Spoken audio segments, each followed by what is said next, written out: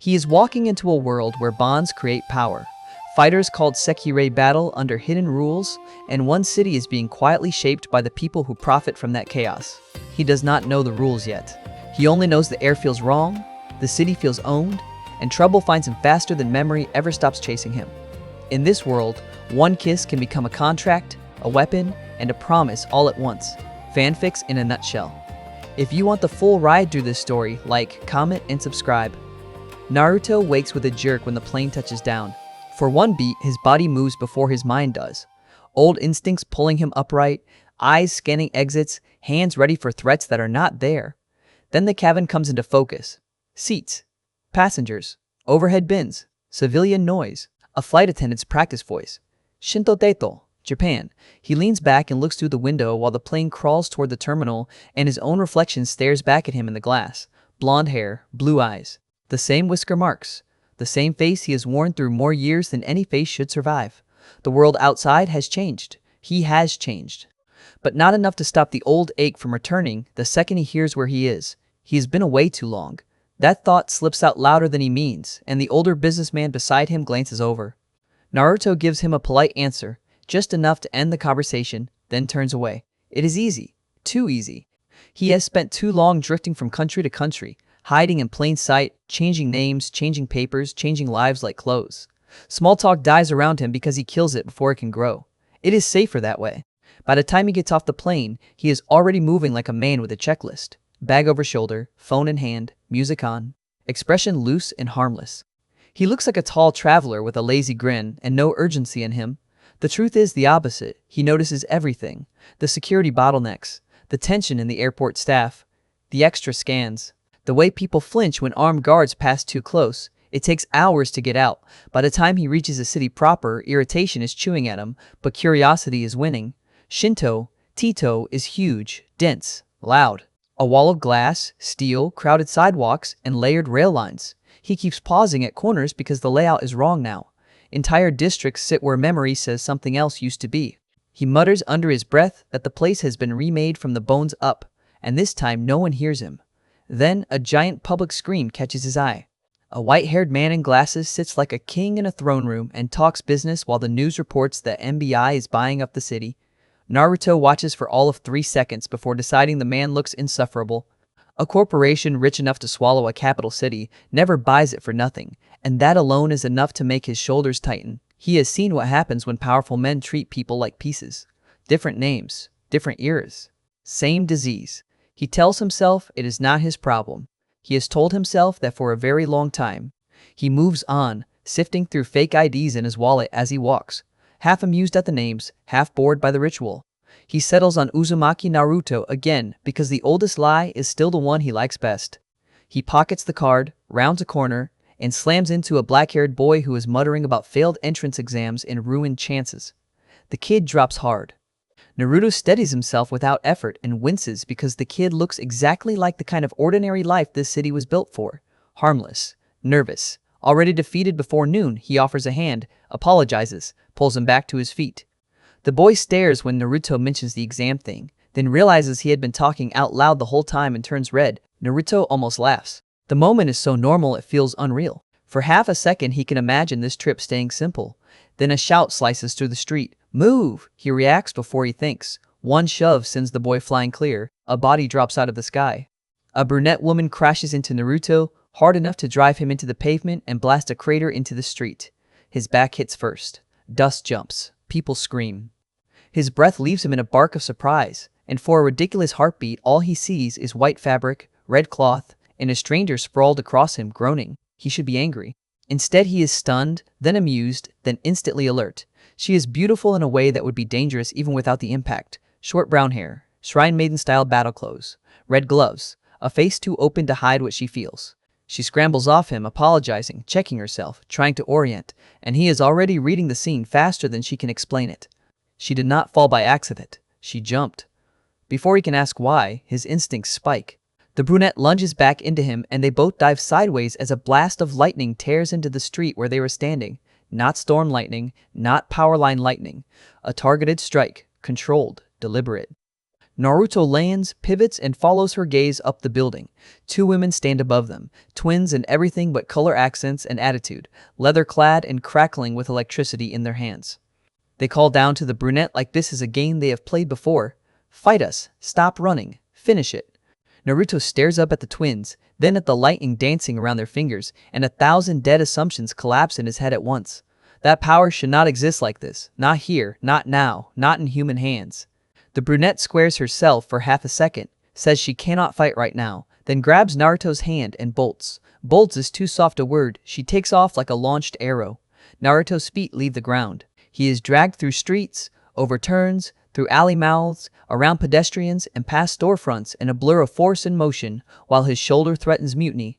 He has fought monsters. He has crossed battlefields. He has been thrown by stronger things. None of that makes this less ridiculous. By the time she finally stops, he is rubbing his arm and trying very hard not to look impressed. He fails. She apologizes immediately, deeply, formally, as if that somehow balances a collision from the sky, an electrical ambush, and a citywide sprint with a stranger in tow. Naruto laughs despite himself. Life was boring an hour ago. Now he has a crater in his back and a mystery holding his hand. He gives his name. She bows and introduces herself as Musubi. The name fits too well.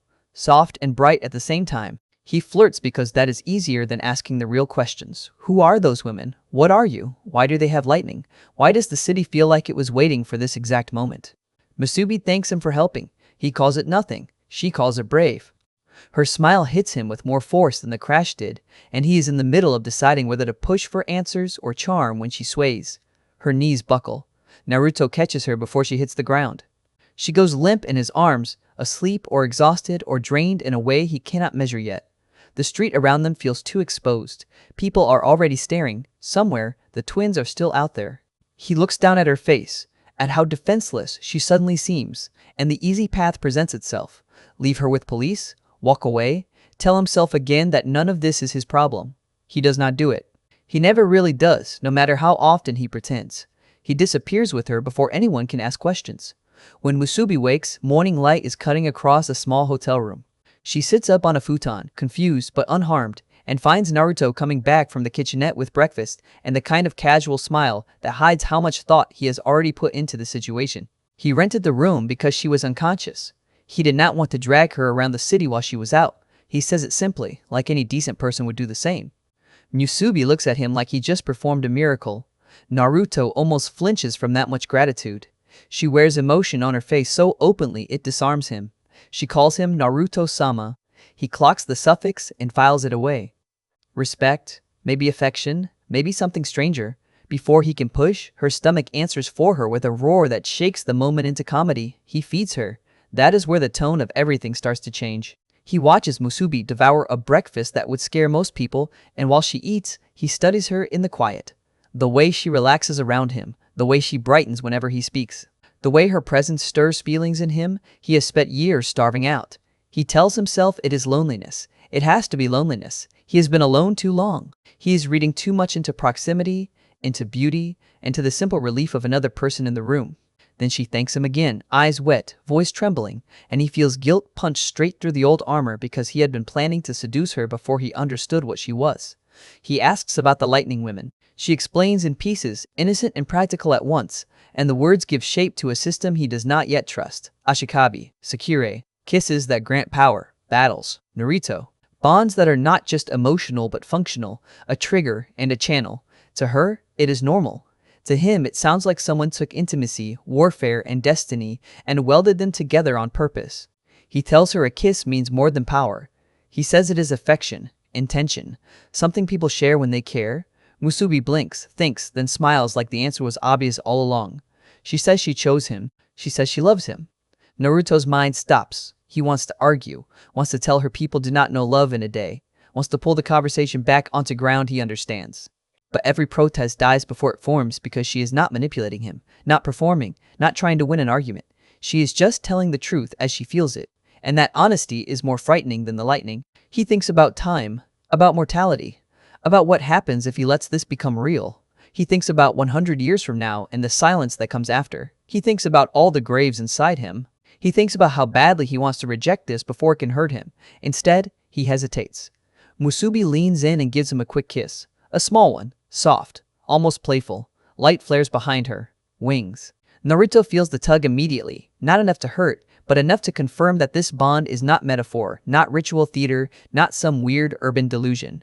Something passes between them. Chakra moves. Power responds. The room brightens and then settles. He stares. Musubi, delighted that he finally understands at least part of it, tells him again that if he wants kisses, he can just kiss her. The innocent certainty in her voice hits him harder than any flirtation would.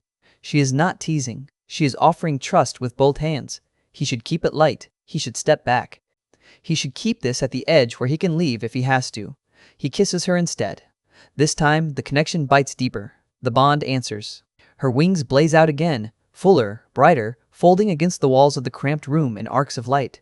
Naruto keeps the moment gentle. He can feel how inexperienced she is, how little she understands about the difference between power and intimacy, and he guides the pace without crossing the line. He lets the bond settle.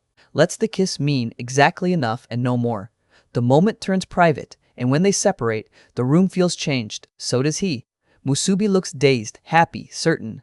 Naruto looks calm because he is very good at looking calm. Inside, he is making decisions at speed. This city has hidden fighters who throw lightning from rooftops. A corporation is tightening its grip around the capital. A girl literally falls into his life and forms a bond he cannot dismiss. He is already involved whether he wants to be or not. The only question left is whether he keeps pretending he can stand at the edge of this thing and watch. A noise outside the room answers for him. Footsteps. Voices. The wrong kind of timing. Naruto's eyes slide to the door. Musubi follows his stare and tenses. He rises in one smooth motion, all traces of awkwardness gone, and the air in the room sharpens around him. The lazy traveler disappears. The shinobi remains. If the city has found them this fast, then this is not an accident anymore. He shifts his stance, puts himself between Musubi and the entrance, and for the first time since the plane landed, he stops lying to himself. Shinto Teito is a battlefield, and he has just taken his first side. The knock never comes.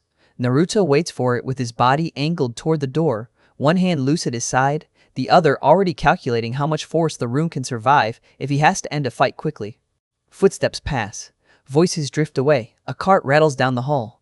Whoever had paused outside keeps moving. The tension in the room breaks by inches. Musubi exhales first. Naruto does not relax all the way, but he lets his shoulders drop enough to stop looking like a drawn blade. He glances back at her, sees the trust in her face, and feels that same dangerous pull again, the one that tells him this is already more than a random encounter. He should move them. Hotel rooms are temporary by definition. Temporary is good. Temporary keeps things clean. Instead, he asks questions. Musubi answers in the simple, direct way that keeps throwing him off balance. Sekirei are fighters. Ashikabi are partners. Not everyone can become one. When a Sekirei finds the right person, something in them responds. A bond forms through a kiss. The crest awakens. Power can be drawn. Stronger techniques. Naruto become possible. To Musubi, it sounds obvious, like explaining rain. To Naruto, it sounds like a system built to weaponize attachment. He keeps his tone casual while he listens, but inside he is testing every piece against what he knows. Chakra is there. He felt it. The twins had it. Musubi has it. The bond moved it.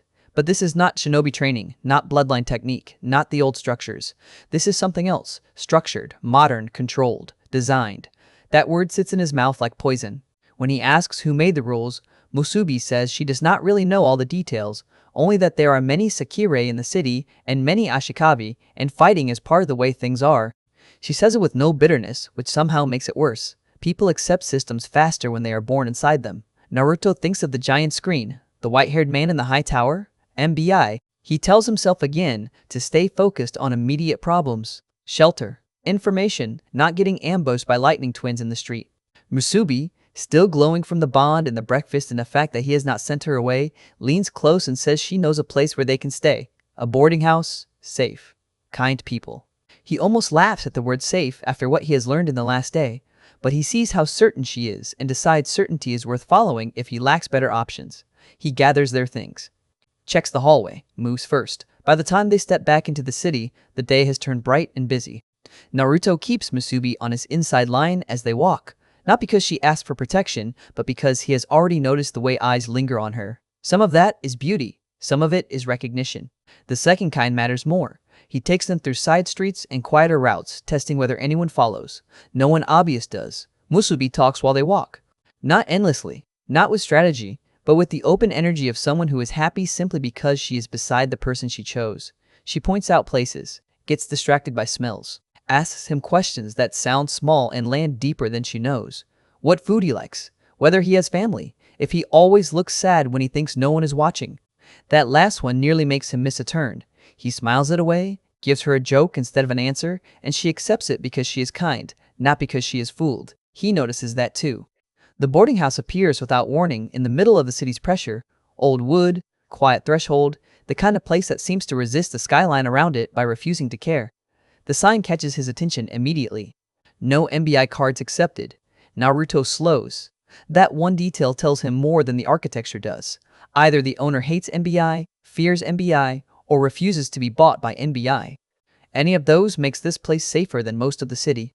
He says nothing, but his decision locks in. If they can get in, they stay. Musubi beams like she knew he would approve. She leads him inside and calls out, voice bright enough to shake dust from old beams. The house answers with a woman who carries herself like calm water over steel. Purple hair, gentle smile. No wasted motion. Naruto clocks the danger in her before she says a word. Not a fighter in the same way as the rooftop twins. Something worse. Someone seasoned.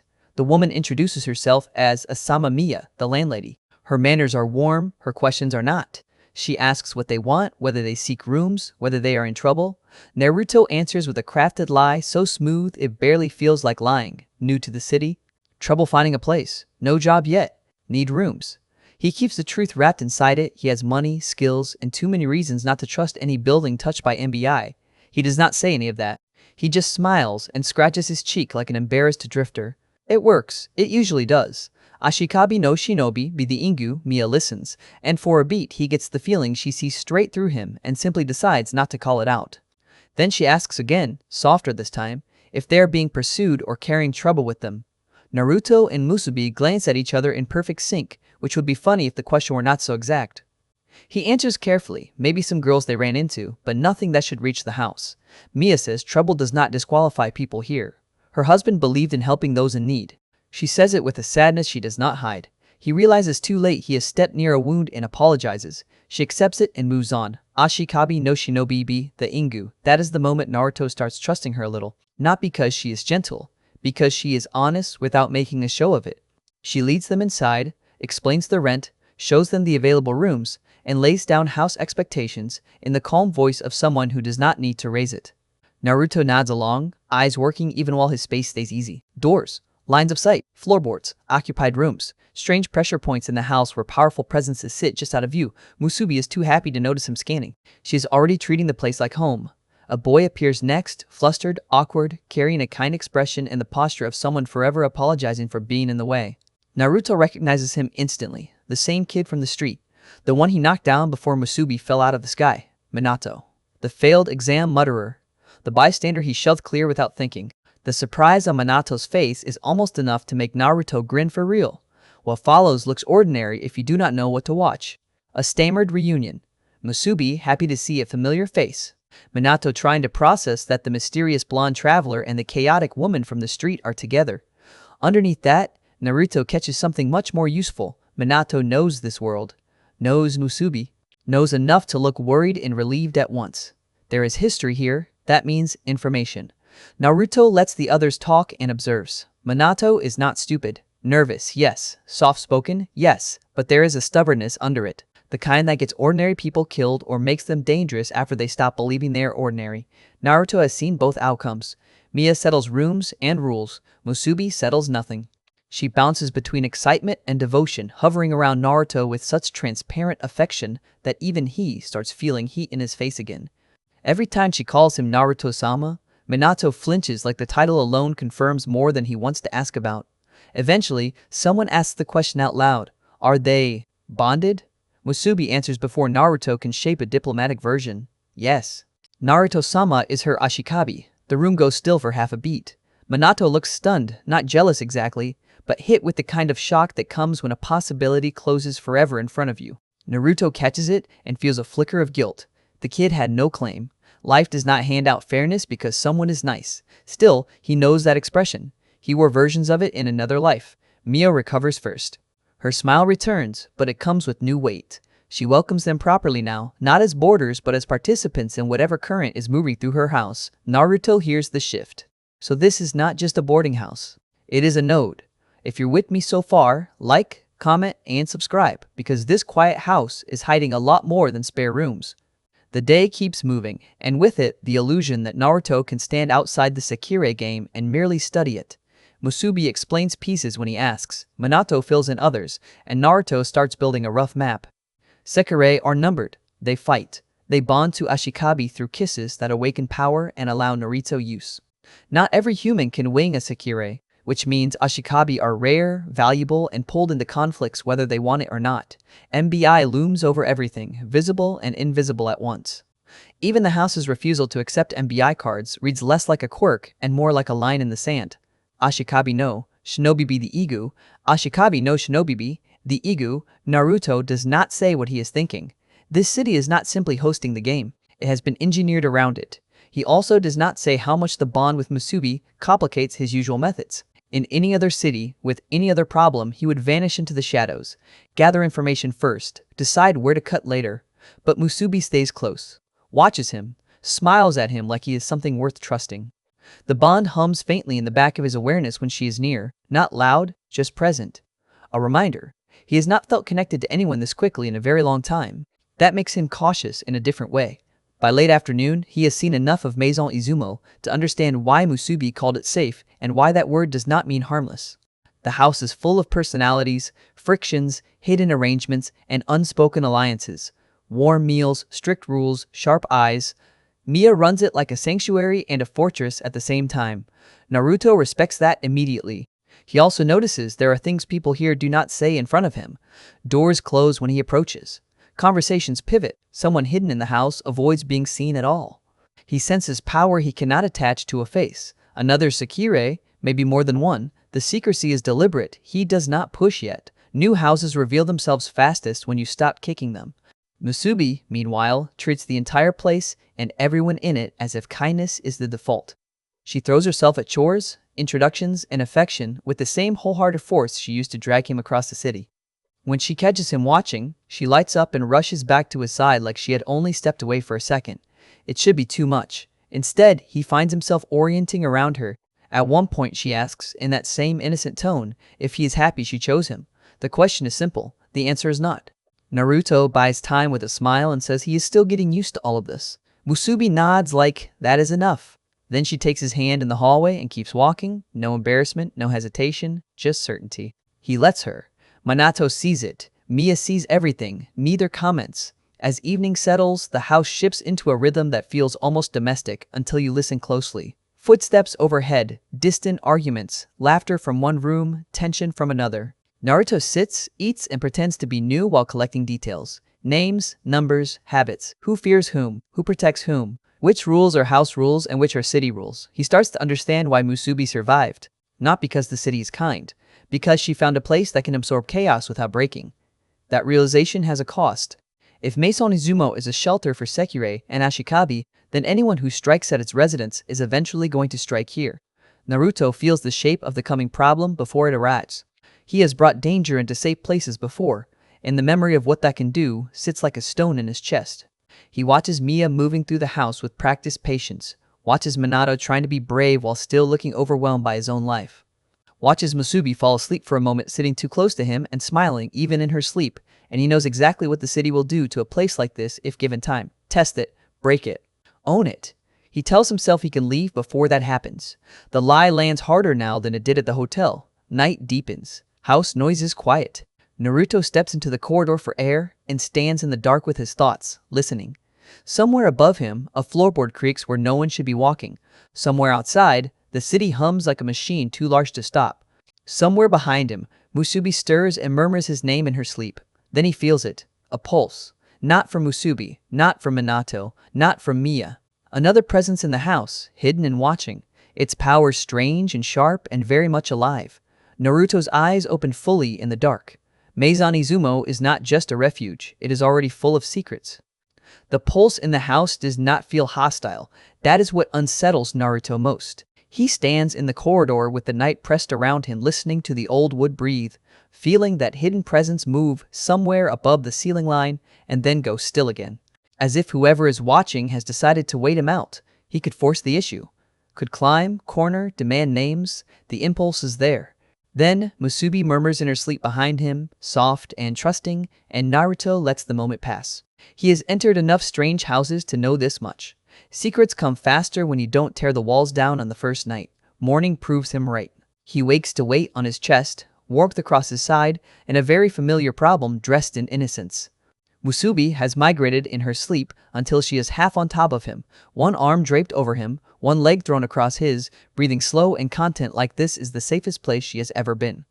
For a second he goes completely still, caught between reflex and something softer he does not like naming. Then Musubi wakes, looks up, sees him looking back, and smiles like sunrise. The day immediately becomes harder. She protests when he tries to untangle them and start moving. He gives in for a few extra minutes because her face makes resistance feel cruel, then drags them both into reality.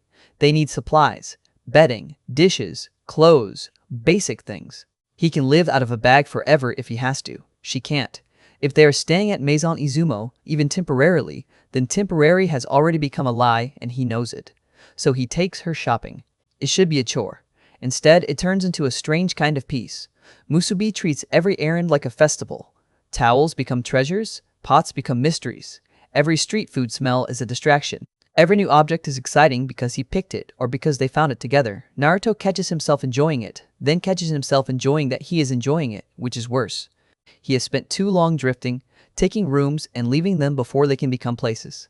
Buying things for a home is the kind of behavior he trained himself out of centuries ago. Musubi keeps dragging him back into it with simple joy. By the time they return to the inn with bags in both hands, he has learned two things. First, Musubi eats like a natural disaster. Second, people in the market are already noticing them. The city watches anything unusual. A beautiful fighter in shrine-like gear and a blonde outsider who moves like a soldier draw attention even when they try not to. At Maison Izumo, the hidden presence finally reveals itself. Not dramatically, not with a threat, with a trap. Naruto catches it only because his instincts never sleep. The faint shift of weight above, the whisper of fabric, the tension of someone deciding whether to spring. He moves before Musubi can ask what is wrong, one hand shooting up toward the ceiling hatch as a woman drops down from the overhead crawl space like she owns the air between floors. She lands wrong because he is faster than she expected. For one clean beat they freeze, staring at each other. She is older than Musubi, sharp-eyed, brilliant, and entirely too comfortable inside someone else's house. Her grin says she has been watching him for a while and enjoying every second of it. Naruto's expression goes flat, hidden observer, high confidence, no immediate attack. That usually means information broker, thief, or chaos addict, sometimes all three. Mia arrives before either of them escalates. The landlady's voice cuts through the room with the exact weight needed to reset everyone. The woman in the ceiling turns instantly theatrical, introducing herself with shameless energy and no regard for personal space. Matsu, Sekirei, resident troublemaker, genius with computers, self-appointed observer of everything worth knowing in the house. Naruto files each trait away while she circles him verbally, openly fascinated by him, by his chakra, by how little he behaves like anyone else she has ever studied. He does not like being studied. He likes that she says it to his face. Mia does not bother hiding her irritation with Matsu sneaking, and the exchange between them tells Naruto more than any explanation could. Matsu pushes. Mia enforces. The house survives because both continue doing exactly that. Musubi, delighted by everyone being in the same room, introduces Naruto all over again as if this is the first time anyone has heard his name. Matsu hears Ashikabi and immediately turns predatory in the non-violent way. Questions, speculation, testing. Naruto gives her a version of the truth and watches her realize that his version is all she is getting for now. It becomes a game after that and he lets it, because games reveal people. Matsu is brilliant, shameless, and emotionally smarter than her antics suggest. She sees his distance, she sees Musubi's devotion, she sees the bond between them, and starts pulling on threads. Later, when the house quiets again, Naruto catches her looking at him not like a flirt, not like a voyeur, but like a puzzle she fully intends to solve. He has seen that look in strategists before. It rarely stays harmless. Life at Maison Izumo settles just enough to become dangerous. Naruto helps with chores because standing idle makes him itch. He spars with Musubi because she keeps asking and because she learns fast enough to make it interesting. He starts mapping the city in his head through Matsu's information and his own walks, noting NBI patrol patterns, restricted zones, and the shifting heat points where Sekirei battles flare and vanish before civilians understand what they saw. Minato drifts in and out of the house's orbit, still kind, still overwhelmed, still trying to become the kind of man the city demands. Naruto watches him and sees a future either breaking him or forging him. And all the while, the bond with Musubi keeps deepening in small, stupid, inescapable ways. A hand on his sleeve when she gets worried. Her grin when he praises a strike in sparring. The way she says his name when she's excited, angry, or happy. And how he can tell which before she finishes the first syllable. He tells himself it is proximity, shared danger, house rhythm. Mia says nothing. Mia notices everything. The next shift comes when Naruto and Musubi find her. It happens in the city, on a day that begins like any other errand run and ends with blood on someone too calm to complain about it. They spot a pale, wounded woman moving through the crowd as if pain is merely weather. She is composed in the way truly exhausted people become, past panic, past pride, running on discipline and nothing else. Musubi sees her first, tugs Naruto's hand, and says they should help. Naruto looks once and understands several things at once. Sekirei, strong, unwinged, injured, hunted, a broken piece on a board built for violent games. He approaches carefully, offers help, gets stonewalled, and then gets the truth in fragments. Her name is Akitsu. She has survived alone by being useful and feared, but not wanted. Her power is dangerous. Her bond never came. In a system built around pairings, that leaves a fighter half-finished and painfully expendable. She is too proud to beg and too injured to hide it. Musubi's answer is immediate and absolute. Help her. Naruto watches Musubi decide that with the same certainty she used when she chose him, and for one sharp second, the old bitterness in him has nowhere to go. He could walk away and remain consistent. He could protect only his own and call it wisdom. Instead, he takes Akitsu with them. MBI notices before they get 10 steps further than he likes. Naruto feels surveillance tighten first, then the attack pressure, then the trap. It is not a clean street ambush this time, but something colder. Containment, observation, escalation. Akitsu, weakened and cornered, becomes the center of a scene designed to produce an outcome. Naruto hates manufactured outcomes. He hates them enough that the decision to interfere becomes easy. He fights like a man trying not to reveal everything. That alone makes him terrifying.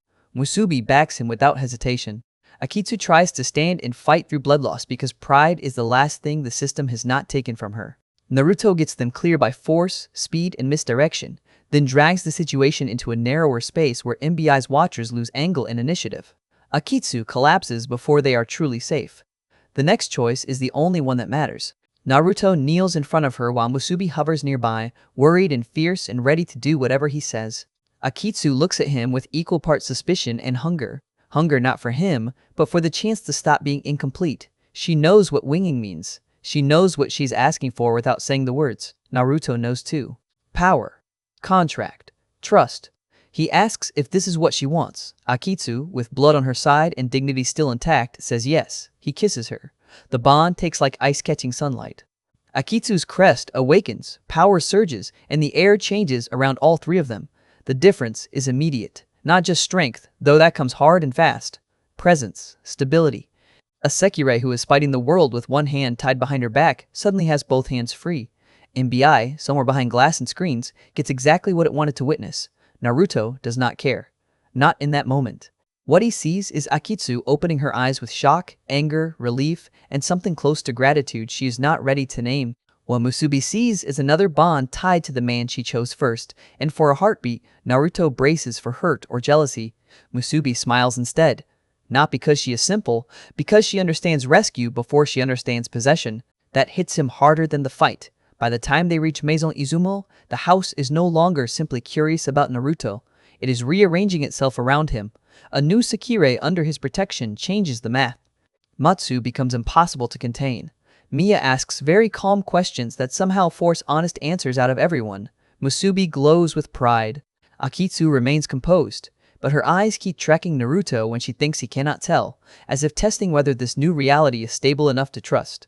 Naruto wants one quiet evening after that. The city gives him a missing person instead.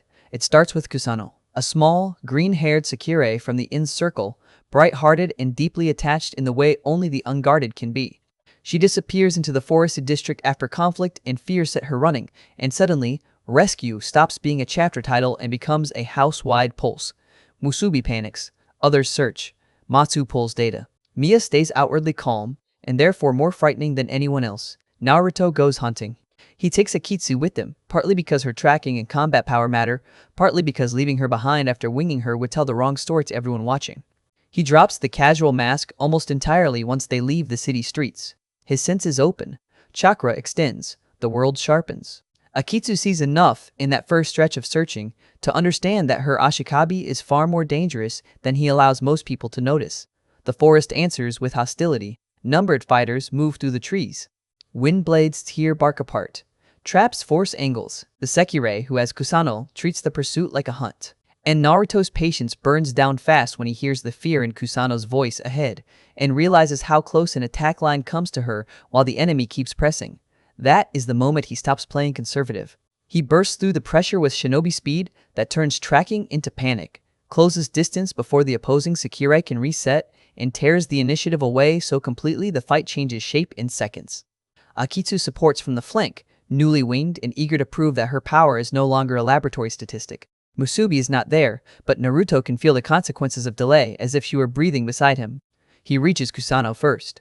She is curled in on herself, shaking, trying to become small enough that danger might forget she exists. The sight hits something in him old and ugly and protective all at once.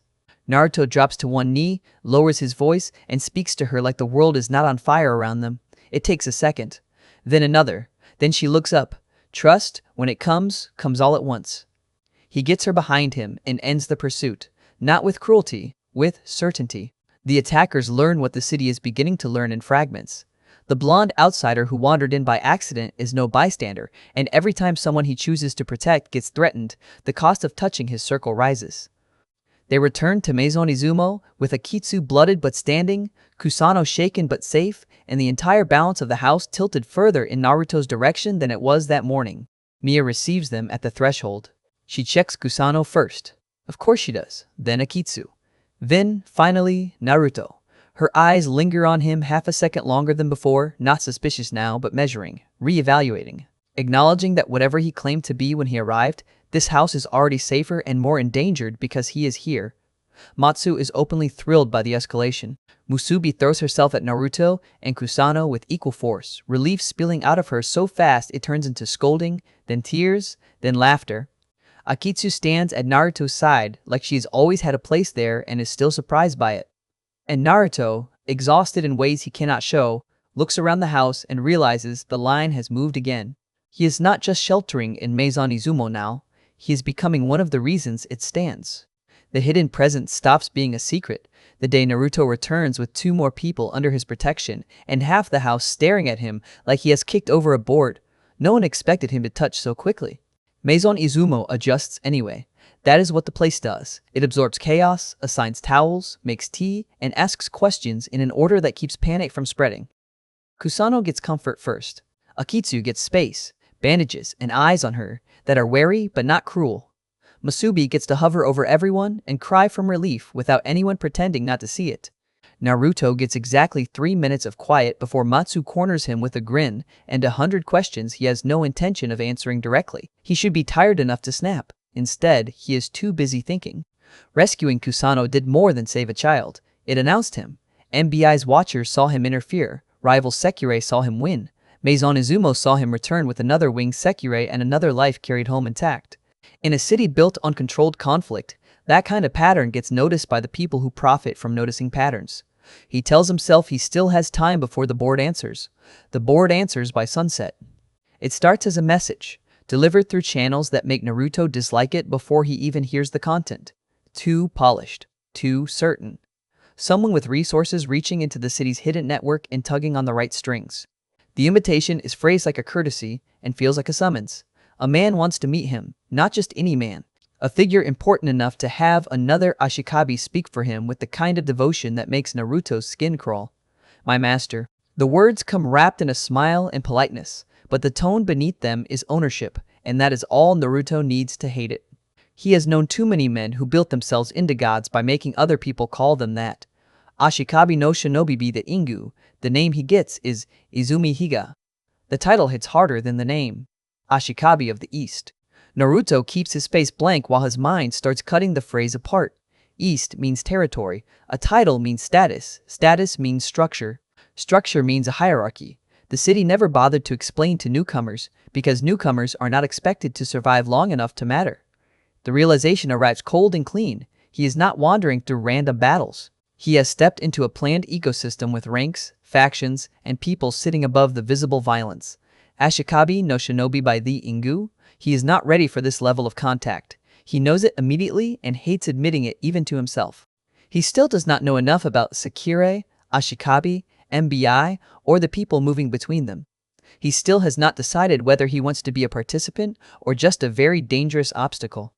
But not ready has never stopped trouble before, and it is not stopping now. He buries the reaction under a lazy smile and starts asking questions instead. Ashikabi no shinobi be the Engu, the messenger talks. Naruto listens. Most of it is posturing. Some of it natters. Then one phrase slips past his anger and hits something else. Scrap number. Naruto almost misses it because he is busy calculating all the other implications, but the words snap back into place a second later and drag his attention sideways. He asks what it means, and the room shifts before anyone answers. Akitsu lowers her gaze. Her voice is quiet when she says it would refer to her, a failure, broken, the exact words she used when they first met, now with context sharp enough to cut. Ashikabi no shinobi be the Ingu, Naruto goes very still. He has seen systems discard people before. He has seen institutions dress cruelty in technical language so no one has to look directly at what they are doing. Scrap number is the same trick in a different century. Reduce a person to a designation, then throw the designation away and call it efficiency. Akitsu stands there like she has already swallowed this truth and moved on from expecting anyone to object. Naruto objects anyway, not loudly. He does not make a speech. He just turns his full attention onto the messenger and lets a fraction of what he's bleed through his eyes. The conversation changes shape immediately. Questions that sounded optional start sounding like demands. Answers come faster. The messenger leaves with less swagger than he arrived with. Mia says nothing until the door closes. Then she asks Naruto whether he plans to attend the meeting. The house goes quiet around the question.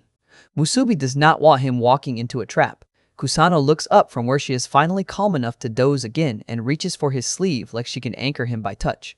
Akitsu says little, but her posture sharpens in the way it does when she expects danger and is already choosing where to stand when it comes. Matsu, infuriatingly, looks delighted. Naruto weighs the room before he answers. If he refuses, the board keeps moving without showing him its face. If he accepts, he walks into someone else's ground with incomplete information and too many people now tied to him. Either option is bad. The difference is simple. One bad option teaches him something. He says yes. Musubi protests first, of course. She is not subtle when she is worried. She wants to go with him. Akitsu does not say she should go, but the look on her face says she has already decided she will if he asks. Naruto shuts both down gently. A meeting called by a titled Ashikabi is not just about force. It is theater. Bringing a full escort gives away nerves. Going alone gives away confidence. He would rather be underestimated inside a room than walk in armored and prove he's already rattled. Mia watches him make the call and nods once, as if confirming a private suspicion. That night, Maison Izumo feels less like a boarding house and more like a command post waiting out bad weather. Naruto paces the edges of his room instead of sleeping. Musubi, after trying and failing to talk him into taking her along, eventually settles near him and drifts off with one hand wrapped in his shirt. He stands there for a long time looking down at her and thinking about how quickly my problem has become. Our problem in this city. He leaves before dawn. The route to the meeting is chosen for effect. Of course it is. Men like Higa do not summon strangers to ordinary locations. The building is the kind of place built to signal power before anyone speaks. Clean lines, controlled staff, private access, no wasted noise. Naruto walks through it as if he is mildly amused by the whole thing. Inside, his senses are counting exits, cameras, blind spots, armed presences, and the distance to every window. When he finally meets Izumi Higa, the title makes sense.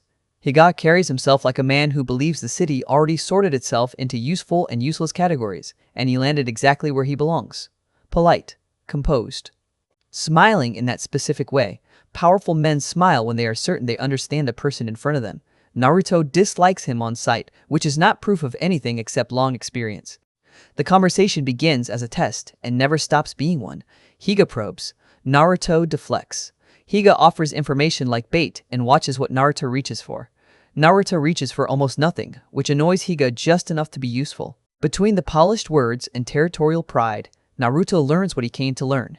The city's Ashikabi are not just surviving within the Sekirei plan. Some have embraced it, carved out domains inside it, and started building private power on top of MBI's larger design. A game inside a game. No wonder everyone acts like the rules are obvious. The people benefiting from the rules have had time to decorate them. Higa's interest in Naruto is practical, not personal. A new Ashikabi, multiple Sekirei, rapid wins, unknown background, those variables draw attention. Naruto can almost hear the calculations happening behind the man's eyes. Recruit him, measure him, use him, break him later if needed. Naruto smiles and gives Higa nothing he can hold. He leaves the meeting with more clarity and less comfort than he had walking in. The board is bigger than he thought. The hierarchy is more entrenched. MBI is not the only structure exploiting the chaos. There are local predators too, and some of them are smart enough to wear manners over their teeth. Back at Maison Izumo, Matsu is waiting like she installed herself in the hallway, specifically to watch his face when he returns. She does not ask whether the meeting went well. She asks what he learned. Naruto almost tells her nothing out of reflex. Then he catches the genuine concern under the performance and gives her a narrower version of the truth, titled Ashikabi, Territorial Politics, more layers than they were told. Matsu's expression shifts from playful to serious so quickly it reminds him that genius often hides under the loudest people because no one expects it there. She fills in what she can, network patterns, names she has heard, the way information gets strangled whenever MBI or high-ranking Ashikabi are involved. She talks fast, paces faster, and by the end, Naruto understands why Miya tolerates so much of her chaos. Matsu is not just a nuisance. She is a weapon pointed sideways at systems that expect silence. He respects that. The respect becomes a problem later. The house settles. The danger outside does not. Naruto finds himself thinking too much about bonds. Sekirei to Ashikabi, protection to obligation, closeness to control. The questions keep circling. What exactly is shared when a bond forms? Are all bonds the same? Why do some respond and others don't? How much is emotion, and how much is design? He hates missing information in any fight, and this entire city is one long fight wrapped in rituals he does not trust. Ashikabi no? Shinobi be the Engu? He tries to bury the frustration in motion. Fails. Tries to bury it in strategy. Fails again. Matsu catches him at his lowest point, and, being Matsu, chooses the least helpful and most revealing way possible to help. She pushes intimacy. Not explicit, not crude in the moment, but direct enough to corner the issue he has been dodging. Her teasing is half play, half experiment, and underneath it, Naruto hears the real question she is asking. Are you keeping distance because you don't care, or because caring scares you? The accuracy irritates him more than the provocation. Because the truth is ugly. The problem has never been desire. He has lived too long to pretend he does not understand desire. The problem is meaning. These women, his Sekirei, are not distractions he can leave behind at dawn and forget by the next city. He likes them, enjoys them, relaxes around them in ways he has not allowed himself in years. They cut through old trauma just by existing near him, and that makes every step toward deeper intimacy feel less like pleasure and more like surrender. Companionship, intimacy, love, words he can carry in battle easier than in private. Ashikabi no Shinobi be the Ingu. Matsu, for all her shamelessness, sees enough to stop pushing like it is only a joke. Naruto surprises both of them by not retreating. He tells her he needs to move slower than she wants, that if anything changes, it changes because he chooses it clearly, not because tension cornered him into it. Matsu, blinking through the joke she had prepared, softens in a way she will absolutely deny later. He gives her a quiet acknowledgement. She has been useful, loyal in her own strange way, and braver than people credit. The moment stays PG-13, charged but controlled, and ends before it crosses lines he is not ready to cross. What changes is not what happens. What changes is what he admits to himself afterward. He is not avoiding closeness because these bonds are fake. He is avoiding it because they are real. By the time he steps back into the corridor, the city outside feels even sharper than before. Higa's invitation, Akitsu's scrap number, Matsu's challenge, the growing complexity inside Maison Izumo. It all points to the same truth from different angles. This place is not just trying to force battles, it is trying to define what people are allowed to become inside them. Naruto has spent too long surviving other people's systems to let that happen quietly. He stands in the dim hall, listening to the house breathe around him, and understands that the next phase will not be about rescue alone. It will be about information, pressure, countermoves, learning who built the cage and where the hinges are. And somewhere beyond the walls of Maison Izumo, the people moving the board are starting to realize the outsider they expected to classify refuses to stay in a category. Naruto does not get the quiet night he expected. He only gets chaos. One second Matsu is on her knees in front of him, glasses glinting, voice smooth and playful as she lays out everything she knows about him. The next, her whole body changes. Her breathing deepens. Her face flushes. Her gaze locks onto him with the same heat he remembers seeing in Musubi right before that bond snapped into place. He realizes what is happening, one heartbeat too late. Matsu lunges. Naruto drops flat and rolls under her, kicking back to his feet with a curse while she lands like a cat and turns, smiling like she planned all of it. She keeps talking in that teasing, dangerous voice, asking for wings, asking for his help, asking for experiments, in a way that makes his instincts scream for entirely different reasons. She advances. He retreats. For a man who has fought monsters, warlords, and gods, it is deeply humiliating to be cornered by a brilliant, shameless woman with a predatory grin, and Matsu knows it. She herds him around the room with almost no effort, using timing instead of force, reading every twitch in his shoulders and every shift of his footing like she already mapped him out in her head. Naruto tries reason. He tries sarcasm. He tries telling her there is a time and place. Matsu only smiles wider, because to her, this is the time, this is the place, and he is the Ashikabi she chose. The chase stops when she catches his wrist, and the room goes still. It is not lust that hits him first. It is that same strange warmth, a pulse, a resonance, a living current that runs from skin to skin and punches straight through the armor he has spent centuries building around himself. Naruto feels Matsu's intent, not just the surface-level playfulness, but the lonely certainty beneath it. She is reckless, perverted, theatrical, impossible to predict, and still painfully sincere in the one way that matters to Sekirei. She has chosen. That matters. His breathing slows, the room stops spinning. Matsu looks up at him, and for once the laughter slips from her face.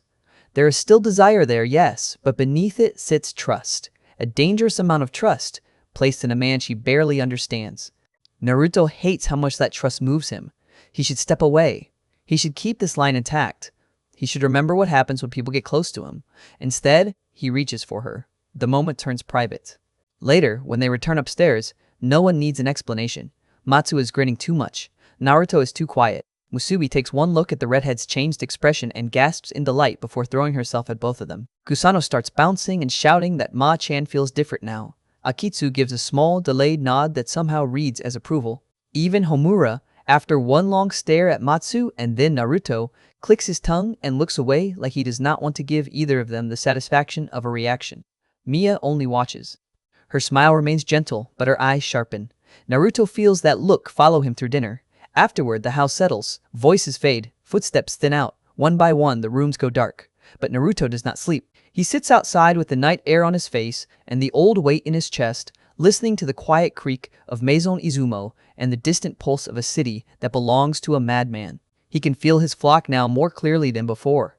Musubi's open warmth, Kusano's bright, childlike loyalty, Akitsu's restrained devotion, Matsu's restless, electric curiosity. Threads, bonds, lives tied to him, too many lives. He stares into the dark and tells himself what he has been telling himself for a long time now.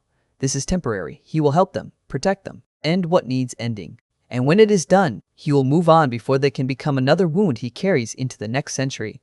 The lie sounds weaker every time he says it.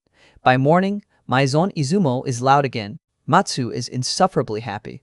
She sprawls beside him at breakfast and keeps drifting too close on purpose, murmuring things in his ear just to watch him nearly choke on tea. Musubi pouts every time Matsu steals his attention, then tries to win it back by leaning against his shoulder and praising his cooking so earnestly that Naruto cannot even pretend to be annoyed. Kusano demands head pats as payment for guarding Ma-chan before. Akitsu sits straight-backed and quiet, but her eyes stay on Naruto longer than usual, like she is checking whether he is still the same after the previous night. Homura makes a disgusted noise and says they are all acting weird. Seo laughs like an idiot and nearly gets killed for it. It would almost be normal if Uzume were not there. She smiles. She jokes. She flirts with danger the way she always does. But underneath it, the strain is obvious now that everyone knows the truth. Her Ashikabi is trapped in a hospital. Higa Izumi is squeezing her for control. He is using fear, leverage, and the sacred bond itself like a weapon.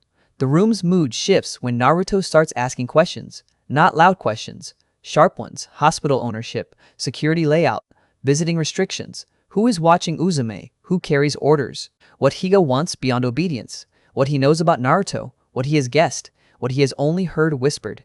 Uzume answers what she can. Matsu fills in the gaps. Seo contributes when he feels like it, which is infuriating but useful. He confirms what Naruto has already begun to suspect. Naruto's title, that whispered miracle worker, is not common knowledge among Ashikabi. A handful know, more unwinged Sekirei know. Enough for rumors to spread. Enough for the wrong people to start testing him. Naruto does not react much on the surface. Inside, his mind is moving. He hates being famous for something he did not ask for. He hates being watched. He hates being reduced to a title, especially in a city built on hidden rules and smiling predators. But he hates Higa Izumi more in that moment, because men like Higa always do the same thing. They find what someone loves. Then they put a price on it. Musubi's hand curls into his sleeve. Kusano makes a furious little sound. Even Matsu drops the jokes. It is decided without being announced. They are going to the hospital. The approach is clean. Cleaner than Higa deserves. Naruto splits responsibilities with the calm of someone who has done this in war zones, under siege, with worse odds and less sleep. Matsu handles eyes and ears. Seo runs misdirection. Homura and Akitsu act as strike support. Musubi stays close to Naruto like a storm held in check, eager and furious and trying very hard not to break something too early. Uzume walks them through staff routes and security habits, every word soaked in the quiet panic of someone who has lived too long under blackmail. Naruto listens to all of it and says very little. That silence unsettles everyone more than shouting would have. The hospital itself is polished, sterile, expensive. The kind of place designed to look trustworthy while hiding rot in its walls. Naruto feels it the moment he steps inside. Not chakra? Not exactly. Intention. Human ugliness wrapped in clean white hallways and controlled voices. He has seen it before. Different century, different uniforms, same smell. Matsu signals come in on time. Cameras loop. Security attention drifts where Seo wants it. Doors that should be locked open just long enough. They move in pieces, smooth and fast, each person holding their role. For a few minutes, it almost feels easy. Then Higa's people spring the trap.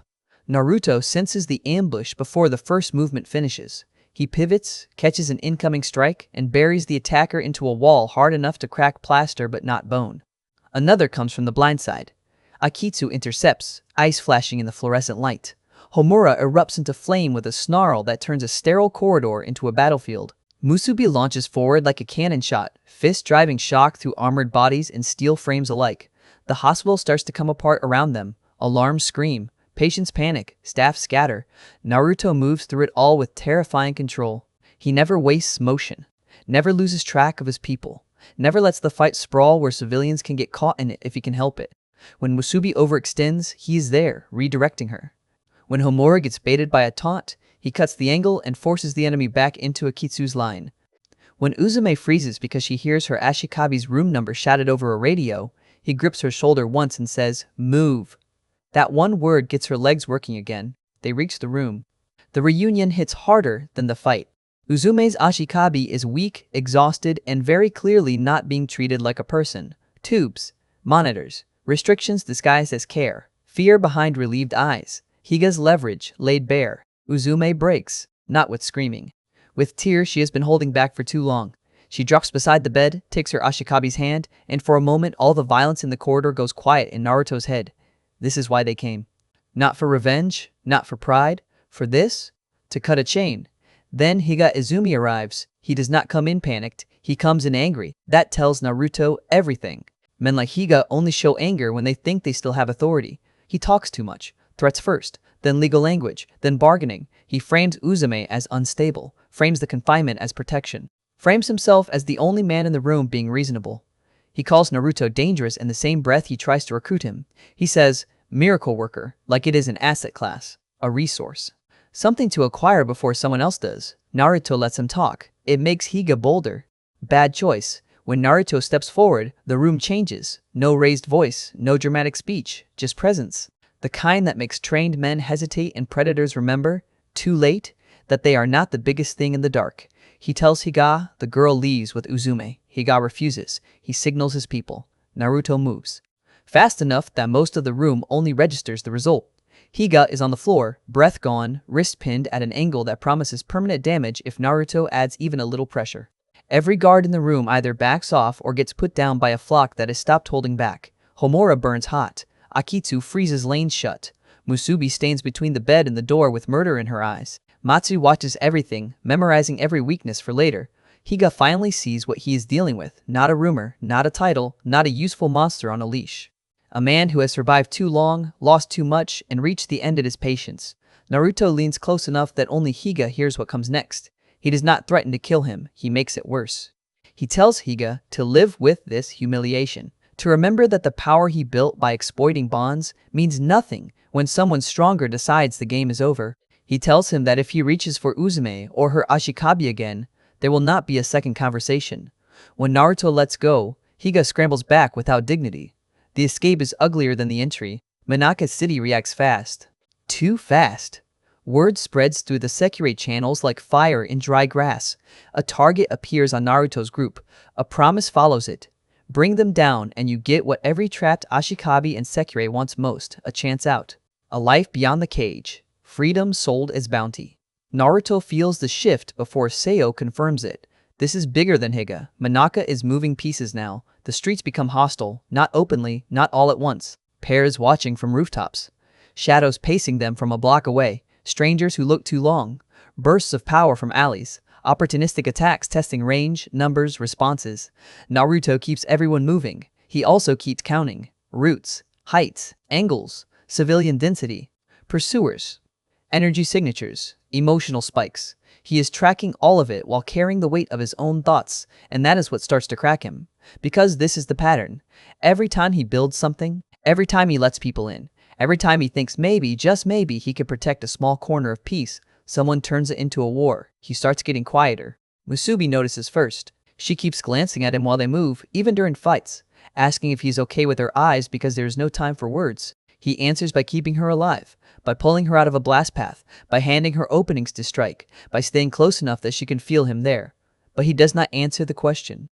They get separated in the chaos for a few minutes that feel much longer. Homura and Akitsu peel off to draw off a pursuing pair. Seo and Matsu vanish into a side route to scramble tracking. Uzume gets her Ashikabi to cover with Mia's support network. Naruto and Musubi take the fastest path through a collapsing section of the district while attacks hammer down around them. Musubi is burning, not physically, emotionally. Bond deep. Fear for him. Fear of losing him. Fear that he is slipping behind a wall she cannot punch through. She keeps up anyway. When they finally buy a few seconds in a ruined alley, Musubi grabs his arm hard enough to stop him. Naruto-sama. He turns. For the first time since the hospital, she sees it clearly. Not anger, old pain, bottomless, exhausted pain he usually hides under jokes and competence and that lazy smile. It is there in his eyes, and it scares her more than the fighting did. She asks what is wrong. He almost lies. Then the city shakes again with distant explosions and screaming, and something in him gives. He says this always happens. People get hurt around him, pulled into storms that should have been his alone. He says he should have kept his distance, should have never let any of them get close, should have handled Minaka, Higa, all of it, without tying more hearts to his. Musubi listens, breathing hard, dust on her face, fists still clenched. When he finishes, she steps closer. No speech, no philosophy, no perfect answer, just closeness, warmth, certainty. She places his hand over her chest again, the way she did before, and tells him he is wrong. Not because the danger is not real, it is. Not because the pain is imaginary, it is not. He is wrong because choosing to stand alone is not protection, it is fear. She says they chose him. She says she chose him. Matsu chose him. Akitsu chose him. Kusano chose him. Even the ones still circling him with their own walls chose to stand in his orbit because of who he is when people need help, not despite it. She tells him that his hands may carry blood and grief and a past too heavy to say out loud, but they also carry people out of cages, feed the hungry, shield the weak, hold when others would let go. Her voice shakes by the end. So does his breathing. The bond between them flares, warm and fierce, and Naruto feels what he has been trying not to feel for a long time. Hope. A dangerous, stupid, beautiful thing. He closes his eyes once, opens them. The weight is still there, but now it has somewhere to stand besides his chest. A signal flashes from Matsu's direction. Enemies closing. No more time. Naruto nods to Musubi, and this time when he moves, the hesitation is gone. He steps into the alley mouth and the pressure that rolls off him hits the next wave like a wall. Pursuing Ashikabi and Sekirei stagger. Some drop to a knee, one passes out where he stands. Even Homura, blocks away, feels it and turns with wide eyes because she knows exactly whose fury this is. Naruto's voice comes low and cold. Enough. For one frozen second, the city seems to listen. Then the chase begins again, harder than before, with Minaka's game tightening around all of them, and Naruto finally accepting what he has been trying to deny since the first day Musubi crashed into his life. This was never going to stay small, and somewhere above the city, behind steel and glass and machines, a man who calls himself king is already preparing the next move. The alley fight does not end the pursuit, it only changes the kind of enemies chasing them. After Naruto's pressure drops the next wave to their knees, the surviving Ashikabi and Sekirei stop coming at him like bounty hunters smelling blood and start treating him like a disaster zone. They spread out, they stall. They wait for better angles. Minaka's city, fast as ever, adjusts in real time.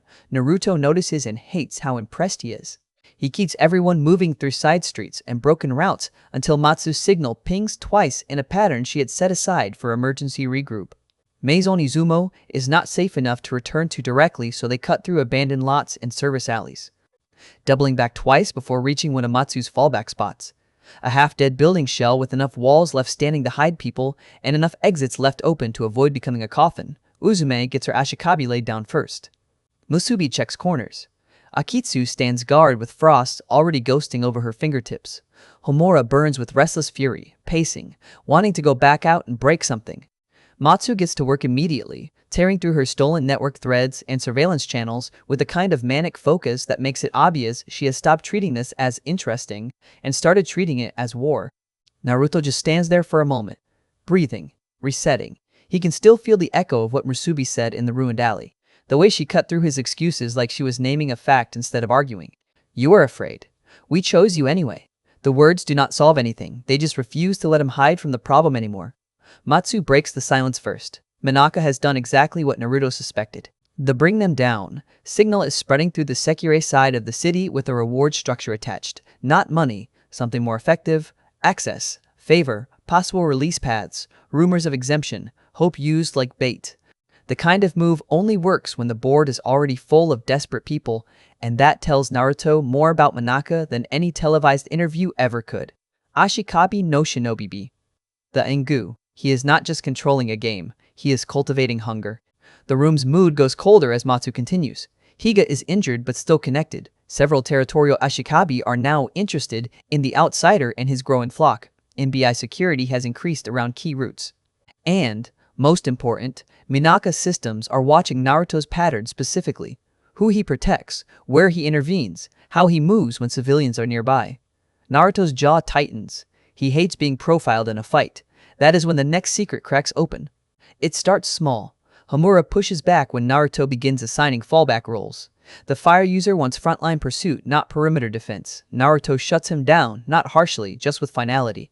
Homura bristles. Uzume throws in a jab. Matsu laughs at exactly the wrong moment. Tension spikes, and in the split second where Homura turns his face away with a curse, Naruto catches it again. The line of his jaw, the familiar expression, the voice slipping toward another register he has heard before in another context. Kagari, the host club playboy. The pieces click cleanly this time. Naruto could expose it in front of everyone, could make a scene of the secret and settle the matter. He does not. He has already learned enough about this house to know that revealing someone's hidden identity publicly is a fast way to create permanent fractures. Instead, he says Homura's name in a tone that means later, and the fire user's eyes snap to his face with instant suspicion. Good. Confirmation. They hold the line long enough for Usume's Ashikabi to stabilize and for Mia's channels to open a safer route. Naruto expects relief when they finally move again. What he gets instead is the grinding sense that the city has entered a new phase. Streets that were dangerous before now feel curated. Too many eyes, too much timing, too many attacks that arrive only when civilians are close enough to complicate his response. Minaka is learning him. That realization sits under everything by the time they return to Maison Izumo through the back routes. Mia opens the door before they knock. She takes in the group in one sweep. Uzume's shaken eyes, Homura's temper, Musubi's dust and blood splatter that is not hers, Akitsu's ice-burned sleeves, Matsu's wired expression, Naruto's silence, and says only one thing. Inside. The house becomes triage and strategy in the same breath. Mia handles the wounded with the same calm authority she always has, but there is steel under it now. Seo, unusually serious for once, confirms what Matsu found. This is no longer just Higa's revenge spiral. Minaka has turned Naruto into an active node inside the Sekirei plan and pushed the city to react around him. That means every spontaneous fight from this point forward has to be treated as potentially staged. Naruto listens, then starts cutting through the noise. He orders rotating watches. No one moves alone. Fallback routes get rewritten. Kusano stays inside until further notice. Matsu builds decoys and false chatter. Homura and Akitsu rotate patrol response because their powers complement each other well enough to hold an angle if Musubi is with Naruto. Uzume rests, then reports every detail she remembers about Higa's contacts and routines. Seo complains the whole time and follows the plan anyway. The room obeys before anyone thinks about why. That is when Naruto understands another truth he had been avoiding. He is leading them, not because he wanted to, because the city forced the question and everyone else already answered. The house breathes easier once movement starts. Action gives fear somewhere to go. Naruto uses that. He keeps his voice even, keeps his hands busy, keeps his own spiraling thoughts locked behind practical decisions. It works until night. Homura finds him first. Of course it is Homura. The fire user corners Naruto near the baths with the kind of brittle pride that usually means someone is about to ask the hardest question in the worst way. He starts with anger. Why did Naruto call him out? How long has he known? Is he planning to use it? The words come fast, defensive, aggressive, and Naruto lets him burn through them. Then Naruto answers plainly. He knew enough. He kept quiet because exposing Homura in public would have been pointless, and if he wanted leverage, he would have used it already. That shuts Homura up for exactly 3 seconds. Then the real question comes out. Were Naruto's words earlier true? Not the tactical ones, the personal ones, the ones about caring, about bonds, about how the Sekirei around him have made a dead heart move again. Naruto goes still, so that is what this is. Not just identity, not just secrecy. Homura Kagari, Homura both, needs proof that Naruto's restraint is not indifference. Needs to know he is not just another Ashikabi using warmth as management. The baths are quiet. Steam rises. The house beyond the walls hums with sleeping footsteps and distant murmurs. Naruto could dodge the question. He has lived 1,000 years on evasions. Instead, he steps closer and takes Homura's hand. He places it over his chest. His heartbeat is too fast. Homura's eyes widen, the anger slipping into something rawer. Naruto tells him the truth in the simplest words he can manage. Before this city, before Maison Izumo, before Musubi and the rest, he had gotten very good at surviving without letting anything touch him. The bonds changed that. Not because they are convenient, because they are real, because he feels them, because they matter. Homura does not speak. He just stares at Naruto like the answer landed in a place he had been guarding for a long time. Naruto makes the next choice deliberately. He opens the bond. Not all the way. Not enough to overwhelm. Just enough for Homura to feel what words cannot carry. Affection, worry, trust, attraction, gratitude, and the heavy old fear Naruto still drags behind all of it. No lies, no performance. The bond has no room for falsehood, and that is exactly why Naruto chooses it. Homura shudders. The challenge leaves his posture all at once. His fingers tighten against Naruto's shirt for one brief second before he catches himself. When he looks up again, the fight in his eyes has changed shape. Less suspicion, more certainty, more danger too, but the kind that now points outward. What happens next stays private. There is a charged silence, a closeness, a consent-clear shift in the air where both of them understand that if they step forward, things change. Naruto moves first, but gently. Homura answers without pulling away. The bond flares warm and bright, fire answering fire, and the moment is less about heat than honesty. Later that night, they return upstairs changed. No one asks. Matsu absolutely knows. Musubi takes one look at Homura's face, then Naruto's, and goes from confusion to delight in under a second.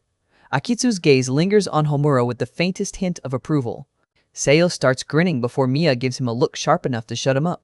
Homura avoids eye contact with everyone and fails, which somehow makes the whole thing more obvious. The house, already built on unstable alliances and impossible feelings, settles into the new shape without breaking. Naruto should feel relief. He feels exposed. More threads, more bonds, more people inside the circle. He can sense them now with increasing clarity, each connection distinct in tone and weight. Musubi's bright certainty, Akitsu's quiet devotion, Matsu's crackling curiosity, Homura's fierce, embarrassed intensity under all that fire, Kusano's innocence, Usume's pain and humor tangled together. Even the people not bonded to him yet are beginning to orient around his decisions. He has become a center of gravity in a city designed to monetize gravity. The next morning proves Minaka has noticed exactly the same thing. The house is almost absurdly normal for the first hour. Uzume and Matsu needle Homura until his ears turn red. Musubi leans against Naruto like she has every right to occupy his side of the table.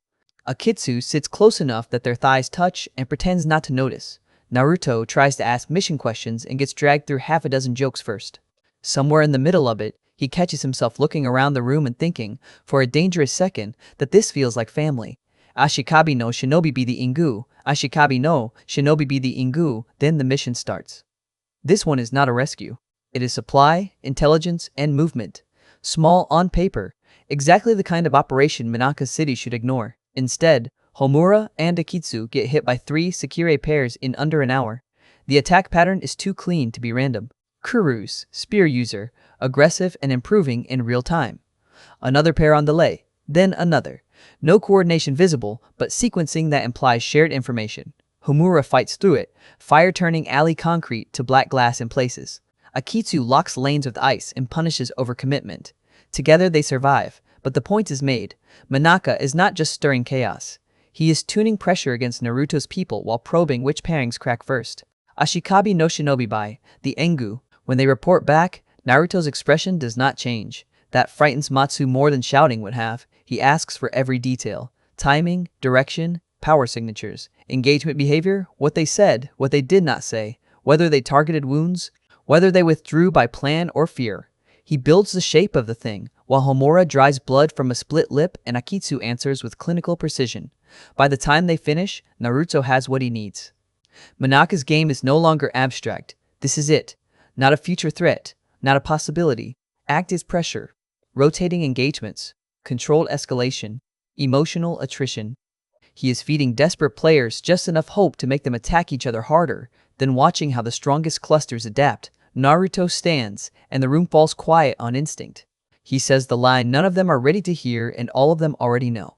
The game starts here. No theatrics, no speech, just reality, spoken plainly enough that no one can hide behind denial anymore. From that point on, Maison Izumo changes. Chores still happen. Meals still get made. Mia still enforces house rules with terrifying calm. But beneath it all, they become a unit under siege. Matsu rewires her surveillance routines into something closer to wartime monitoring. Homura trains harder and stops pretending his protectiveness is casual. Akitsu drills with ruthless focus, no longer fighting like a discarded number but like someone with a place to defend. Musubi throws herself into Mia's training and comes back every day stronger, smiling through bruises. Usume laughs less, but when she does, it feels earned. And Naruto? Naruto stops pretending he can win this by reacting. He starts planning for Minaka, not just the next ambush, the next week, the next arc of pressure. The psychology of a man who turns freedom into bait and pain into entertainment. He begins looking for hinges, supply lines, communication gaps, territorial rivalries, wounded pride among titled Ashikabi, anything that can be turned. Every monster, every empire, every untouchable system he ever outlived had one thing in common. Somewhere, underneath all the machinery, something held it together that could be broken. Minaka has one too. Naruto just has to find it before the city burns around everyone he has chosen. That night, after the house sleeps, he stands alone in the corridor again, not hiding, thinking. He can feel the bonds behind closed doors like banked fires. Warm, alive, real. For once, the weight in his chest does not feel like only grief. It feels like responsibility. And for the first time since arriving in Shinto Teito, Naruto does not tell himself he can walk away when this is over. He knows better now. The first thing Minaka City gives them after declaring war is peace, not real peace. A pause. A measured, suspicious quiet that settles over Shinto Teito just long enough for everyone at Maison Izumo to remember what normal sounds like and immediately stop trusting them. The attacks do not vanish, they thin out. The shadows on rooftops become watchers instead of hunters. The pressure stays in the air, but it stops slamming into the front door every hour. Naruto hates it more than the open pursuit. Open violence is simple. You see it. You move. You survive. This is something else. A held breath. And like everyone else who has lived through too many storms, he knows the most dangerous moment is often the one where the rain stops and fools people into stepping outside too early. Maison Izumo adjusts anyway, because that is what the house has become good at. Mia refuses to let siege become identity. Breakfast still happens, chores still happen, shoes still line up at the door, rooms get cleaned. Laundry appears and disappears.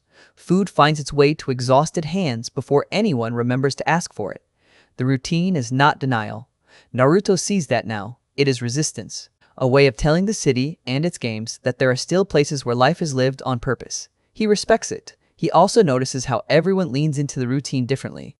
Musubi treats the calmer days like a reward she intends to spend all at once. She shadows Naruto through chores, steals his attention mid-task, argues with him over tiny things just to make him smile, and then beams when he gives in because they both know he will. Her bruises fade. Her training with Mia sharpens. She laughs more. But every time Naruto leaves the room too quietly, her eyes track him. The alley conversation changed something in her. She still trusts him completely. She just trusts that he can hurt in silence now too. Akitsu settles into the house with the careful grace of someone who still expects to be told she is temporary. She says little, watches everything, works hard enough that Mia starts assigning her tasks without asking. That tiny shift means more to Akitsu than she lets show. Naruto notices because Naruto notices everyone now, and the realization irritates him for reasons he refuses to unpack. He catches her helping in the kitchen one morning, hears Mia and Naruto exchanging dry banter over cooking, and watches Akitsu quietly place a line in the conversation so deadpan that both of them stop and stare. The silence that follows lasts just long enough for her to ask, genuinely uncertain, if she said something wrong. The moment snaps the room into laughter, and Akitsu's expression goes faintly bewildered before she almost smiles.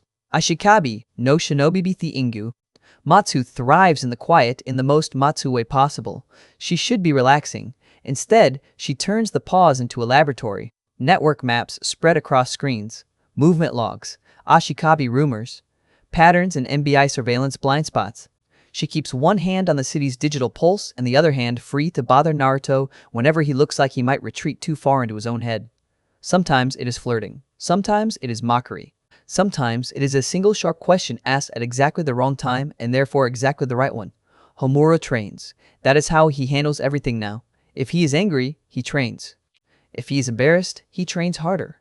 If Matsu or Uzume mention anything even vaguely related to his bond with Naruto, he becomes a wall of fire and denial and then disappears into the yard until sweat and sparks burn the reaction out of him. Naruto lets him. The fire user's pride is not a thing to be fixed. It is a blade that has to be pointed in the right direction. Kusano, banned from direct danger for now, becomes the house's self-appointed morale officer. She patrols for sadness, demands games, makes impossible declarations. She orders Naruto to play later with the serious expression of a tiny commander and then nods when he agrees, as if she has just approved a tactical deployment. Even Matsu listens to her, sometimes, enough to count. Ashikabi no shinobi the Ingu, and Naruto? Naruto cooks. It starts as utility, then discipline, then something more dangerous. He tells himself the kitchen helps because it gives his hands work while his mind moves. Chop, heat, timing, quiet, a mission with solvable variables. But the truth is harder to dodge now. He likes beating them. Likes watching Musubi light up over a meal. Likes Akitsu's tiny pauses before she admits something tastes good. Likes the way Mia's expression softens when the table fills itself without chaos. Likes how Kusano's demands for more sound like trust. He likes building something small that is not a weapon. That alone should have been enough to warn him peace would not stay simple. The strain begins where it always does in houses full of dangerous people and too much unsaid emotion. In hallways, in glances, in the half-second moments where proximity becomes a question and no one wants to be the first to answer it badly. Musubi still claims Naruto's side of any room by instinct, not with malice, with certainty. She sits close, reaches for him, leans into him when she is happy, upset, sleepy, proud, jealous, relieved. To her, this is not strategy. It is honesty. Akitsu is the opposite. She circles closeness like a swordsman testing range. If Naruto gives her an order, she follows it. If he praises her, she stores it like treasure and says almost nothing. If someone else takes too much of his attention when the stakes are high, her eyes go colder by degrees. No one notices but him. Matsu notices everything and weaponizes most of it. She reads the room the way she reads data streams, faster than anyone can comfortably defend against. She will press Naruto from one side with teasing subtext drift away before it escalates, then hand Akitsu a practical task that puts her and Naruto alone together long enough for tension to surface. Then spin back to Musubi and make a joke that sounds silly unless you know exactly what she is measuring. It should be cruel. It is not. Not entirely. Under the chaos, Matsu is trying to force honesty into a house built on repression and survival habits. Her method is infuriating. Her instincts are often right. The first real fracture appears during what should have been an easy strategy discussion. Naruto lays out route rotations and information probes in the main room. Homura pushes back on one assignment. Matsu interrupts with a shortcut that is actually useful. Akitsu points out a flaw in the timing. Musubi sides with Naruto before he even answers because she trusts him that much. Seo starts laughing at the entire process because seeing serious people take domestic war councils this seriously is apparently peak comedy to him. Then Matsu, eyes glinting, makes an offhand comment about how some people only hear Naruto when he uses his battle voice. The room stops. Homura bristles. Akitsu's posture goes rigid. Musubi's smile slips. Seo goes silent because even he knows he just watched someone light a fuse. Naruto could shut it down by force. He does not. He asks Matsu what she means. Matsu, to her credit, does not dodge. She says what everyone has been acting around. The house runs smoother when people admit what they feel instead of filtering everything through pride, duty, or jokes. She says they are all under pressure, and pressure turns silence into poison. She says Naruto keeps asking for clean teamwork while pretending the emotional battlefield isn't real. The words land harder because they are not wrong. Homura snarls at her to shut up. Akitsu says nothing, which in Akitsu language means she is angry enough to become dangerous. Musubi looks between them like she wants to fix everything and has no idea where to start. Naruto ends the meeting before it gets worse. But the house carries the bruise. That night, the peace gets stranger. Naruto dreams. He has had nightmares for longer than most cities have existed. He knows the weight of battlefield sleep, of memory turning into trap. This is not that. This dream arrives sharp, deliberate, almost lucid. He is standing high above the city on a rooftop crowded by humming power boxes, the air full of electric noise. MBI's clock tower rises in the distance like a spine to the skyline. The whole scene feels too clean, too staged, and the wrongness of it sits on his skin before anything even happens. Ashikabi no shinobi be the Ingu. He can feel eyes on him. Not one set. Many. Some are familiar, some are not. Desire, curiosity, fear, hunger. The Sekirei plant moving in currents beneath the dream. Somewhere in that pressure there is a call, faint, heated, unresolved. A Sekirei not yet in his circle, close enough to feel the shape of him, but not willing or able to reach directly. The sensation is not a voice. It is a need, bent through distance and instinct until it becomes imagery and heat and direction. Naruto wakes before dawn with his pulse already climbing. For 3 breaths, he stays still, looking up into darkness, sorting dream from warning. Then he sits up and knows 2 things. First, the peace is ending. Second, someone out there is reaching for him through the same system Minaka thinks he controls. Morning finds him quieter than usual. Mia notices immediately. She says nothing while they cook, just watches him while he moves through the kitchen with unusual precision, like he is measuring time against something only he can hear. Their banter starts, sharp and light, but Naruto drifts in and out of it. Akitsu arrives, offers help, and after that deadpan joke from the previous morning, the kitchen rhythm is changed just enough that even Mia seems faintly amused by it. Usume and Chiho come in early, trading warmth and embarrassment and jokes that Naruto deliberately steers away from explicit territory, turning the room's energy into teasing instead of heat. The laughter helps. It also makes the tension easier to see when it returns. Ashikabi no shinobi be the Ingu. Mia asks him what battle he plans to fight today. It is not an idle question. Naruto looks out through the open shoji toward the yard and answers without explaining. He says he has his own battle. The room feels the weight in it even if they do not have the full map. He does not tell them about the rooftop dream. Not yet. If it is a trap, he will not feed it by naming it too early. If it is real, he wants more than intuition before he drags anyone else into another chase. Ashikabi no shinobi be the Ingu, Kusano, of course, volunteers to help. Naruto kneels, smooths her hair, and tells her she is too young for this one and still needs better control over her powers. He gives her a mission instead, keep Matsu out of trouble while they are gone. Kusano straightens with enormous seriousness and accepts like she has been entrusted with state secrets. Matsu pouts. Everyone else pretends not to laugh. Naruto leans in and kisses Kusano's cheek. A brief affectionate gesture that makes her flush and instantly restores house morale by at least 20%. Ashikabi no shinobi bifi igu. The rest of the room notices what else he just did. He chose. Not in the bond sense. In the leader sense. He has stopped waiting for the city to tell him what mission he is on. He is now defining objectives before Minaka can. That shift changes the emotional weather in Maison Izumo more than any speech could. Musubi steps to his side without asking where they are going. Trust, pure and bright. Akitsu rises next, quiet but unmistakably ready. Homura hesitates for half a beat, pride, curiosity, and that strange dream pressure he can feel in Naruto's mood all colliding, then nods. Matsu, still pouting for show, is already opening channels and rerouting eyes and ears. Seo smirks and asks if this is finally the part where things get interesting. Naruto meets his gaze and says they have been interesting for days. They are just done pretending otherwise. He leaves the house with the dream still under his skin. The city is too calm. That alone confirms his instincts. Shinto Teito, on the move, has a rhythm to it, and when the Sekirei currents tighten around a hidden objective, the sidewalks get crowded in the wrong places, rooftop movement spikes, and quiet districts become loud, while loud districts go strangely clean. Naruto reads the shifts as he walks. Musubi catches on by watching him. Akitsu tracks harder every block they move, eyes narrowing whenever distant energy flares. Homura mutters once that this feels like the air right before a wildfire jumps containment. Naruto says, exactly.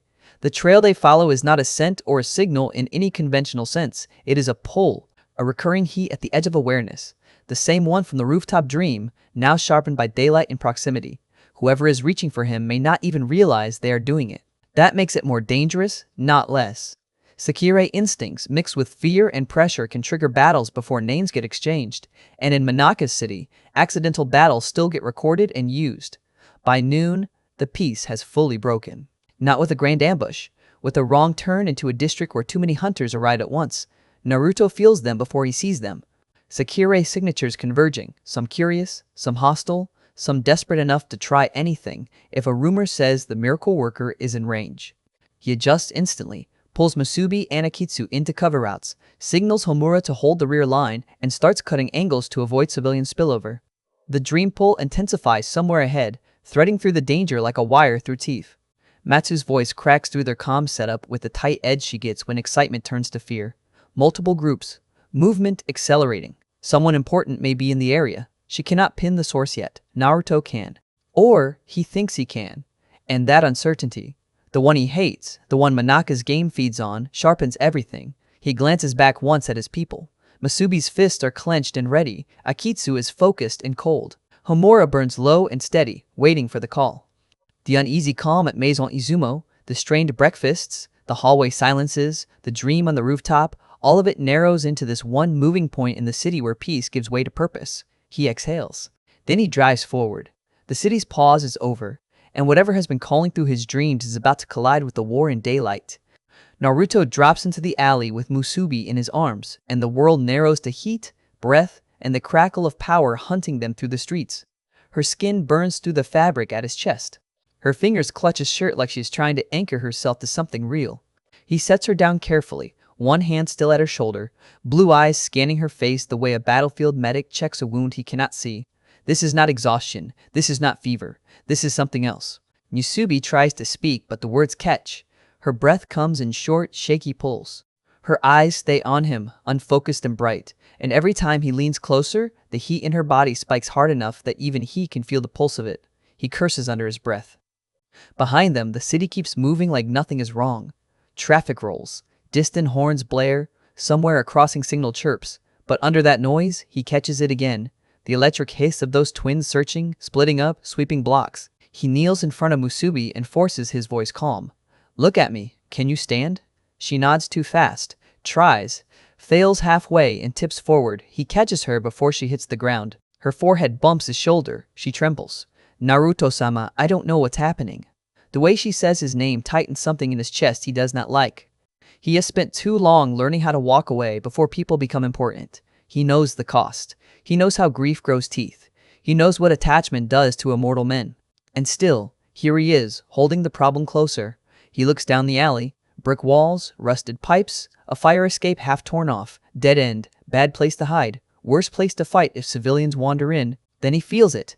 A pressure in the air. Not chakra, the way he remembers it from old wars. Something adjacent, strange, broken, artificial and alive at the same time. It trails from Musubi like a signal flare and stretches somewhere far above the city, so that is why they keep finding her.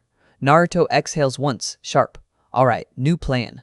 He scoops her back into his arms, but this time he doesn't sprint into open streets. He moves up, one kick to the wall, a second step on bare brick, a third with chakra cushioning the impact. He rises to the fire escape, then the rooftop, silent except for the whisper of displaced air. He lands in a crouch and keeps moving across the tops of buildings, weaving through antennae and water tanks while Musubi presses into him, still burning. The twins appear on the next roof before he clears the block. They move like dancers and predators at once, one in red, one in dark purple, both with that same cold focus and sparks crawling over their hands. The maid outfits are gone now, replaced by combat clothes that fit closer and make them look less ridiculous and more dangerous. He almost appreciates the change. Almost. Stop running. The red one shouts, lightning snapping from her fingers and carving a line through an AC unit. Naruto pivots. The blast misses Musubi by inches and punches concrete behind him into dust. His eyes flatten.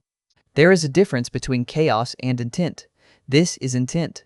The purple twin lands to his left, cutting off the roofline. Hand her over. This does not concern you. He laughs once, no humor in it. Funny. It started concerning me the second you tried to fry us in public. The red twin points at Musubi. She is a rogue. She belongs in the game. Musubi flinches in his arms. Naruto feels it. Game. He files the word away. Then explain it, he says. Now. The twins trade a look. Brief, silent, practiced. Then the purple one shakes her head. You are not a Sekirei. You are not an Ashikabi. You are an obstacle. Lightning floods both their hands at once. Naruto sets Musubi behind a rooftop vent, one palm against the metal so she stays down. Stay there. She catches his sleeve weakly. Please, don't get hurt. The line lands harder than it should. He gives her the small grin he uses when he's about to do something reckless. I've had worse mornings. Then he moves. The first blast hits only the afterimage he leaves. The second catches a pipe and explodes it into steam. He slides inside the red twin's range and snaps a short elbow toward her ribs. She twists, fast enough that his strike glances, and counters with a crackling palm aimed for his throat. He catches her wrist. The charge races over his hand and into his arm.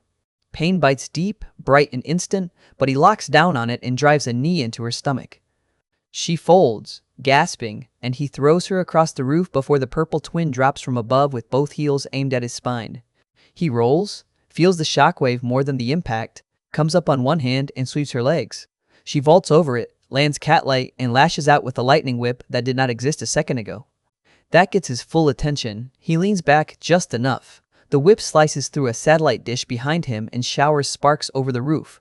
Not jutsu, not machine, something in between. Interesting, dangerous. The red twin is up again, blood on her lip, fury all over her face. Who are you? Naruto cracks his neck. You keep asking like I owe you a biography. They rush him together. For 3 breaths, the rooftop becomes motion and impact. He fights with economy, short steps, hard angles, no wasted force. He breaks their rhythm instead of matching it, slips between their coordinated attacks, taps pressure points, attacks joints, tests how much punishment they can take before their strange energy compensates. Too much, he decides. They are durable in ways normal humans are not. Their speed surges and pulses whenever the lightning wraps their legs. Their timing improves when they fight side by side, like 2 blades sharing one mind. And he is holding back. Not out of mercy. Out of necessity. The last thing he needs is to drop a city block because 2 electric assassins decided to chase his houseguest. Purple catches his shoulder with a grazing charge. His muscles spasm. Red follows with a kick to his side that actually moves him half a step. He smiles then, and both twins freeze for the smallest fraction of a second. They know that smile. Every fighter does.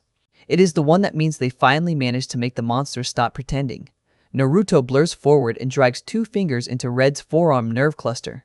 Her hand opens involuntarily. The charge collapses.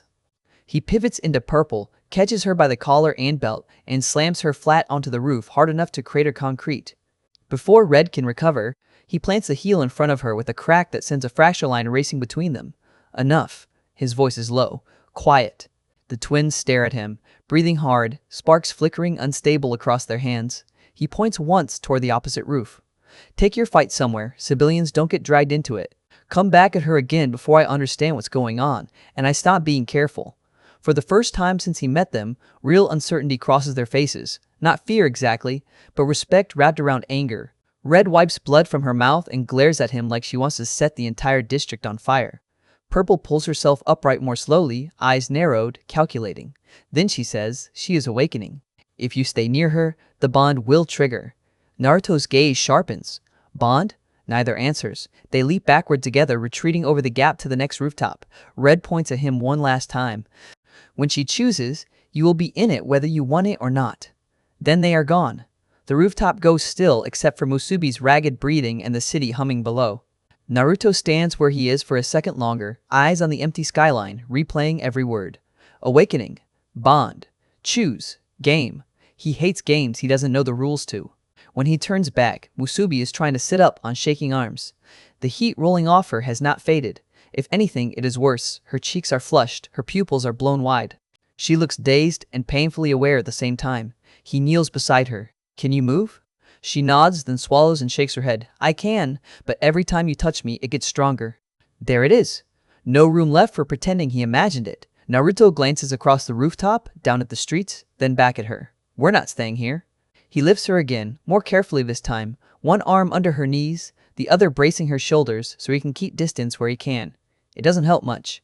She still leans into him on instinct, and the strange pulse between them answers like a struck wire. He finds an empty utility building 2 blocks over, forces a locked maintenance door with a twist of metal, and gets them inside. Dim concrete room, dust, storage shelves, a broken fan, no civilians, no cameras he can immediately spot. Good enough? He sets Musubi down on an old folded tarp and pulls his jacket off, draping it over her shoulders. She clutches it closed, though not from cold. Her gaze stays on him, soft and confused, and full of trust he has not earned. That part gets under his skin. He crouches in front of her, forearms on his knees, forcing himself to sound practical. Tell me everything. Start with the word you used before. Ashikabi. Musubi blinks, trying to focus. Ashikabi is the one a Sekirei chooses, the one she follows, the one who helps her grow stronger. She presses a hand to her chest. We are supposed to find them. When the right one appears, we feel it. Naruto's expression does not change, but his pulse does. We? Sekirei. She says it like it should already make sense. That is what I am. He lets the silence sit for a beat. Outside, sirens pass in the distance. Somewhere above them, a train rattles. Naruto finally says, and those twins? Sekirei too. Her mouth tightens, a rare flash of something harder than innocence. They work for Minaka's side, many do. Some fight because they want to, some because they are told, some because they think winning is the only way to survive. Minaka. So the caped king on the screen is not just another rich idiot with a god complex. He built an arena and hid it inside a city. Naruto rubs a hand over his face. Explain the game.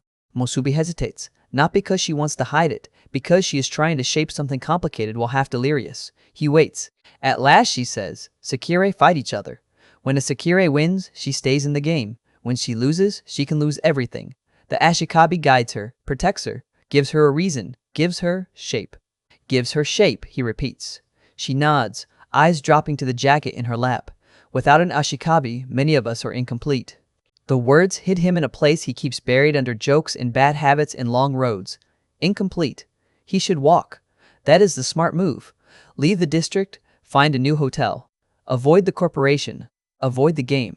Avoid the girl who somehow makes a dead part of him feel warm again. He can do it. He has done harder things. He has left people, countries, centuries. But then Musubi reaches out, fingertips brushing the back of his hand, and the heat flares between them so violently both of them inhale at the same time. She stares at him. It's you. He goes very still. Musubi, you're the one. Her voice shakes, but not with fear now. With certainty, the feeling, it keeps answering you. I didn't understand before, I do now. Naruto pulls his hand back on instinct. Not harshly, but fast enough that pain flashes across her face before she hides it. And that hurts more than the lightning did. He hates that too. I'm not agreeing to anything, he says, too quickly. Musubi lowers her eyes. I know.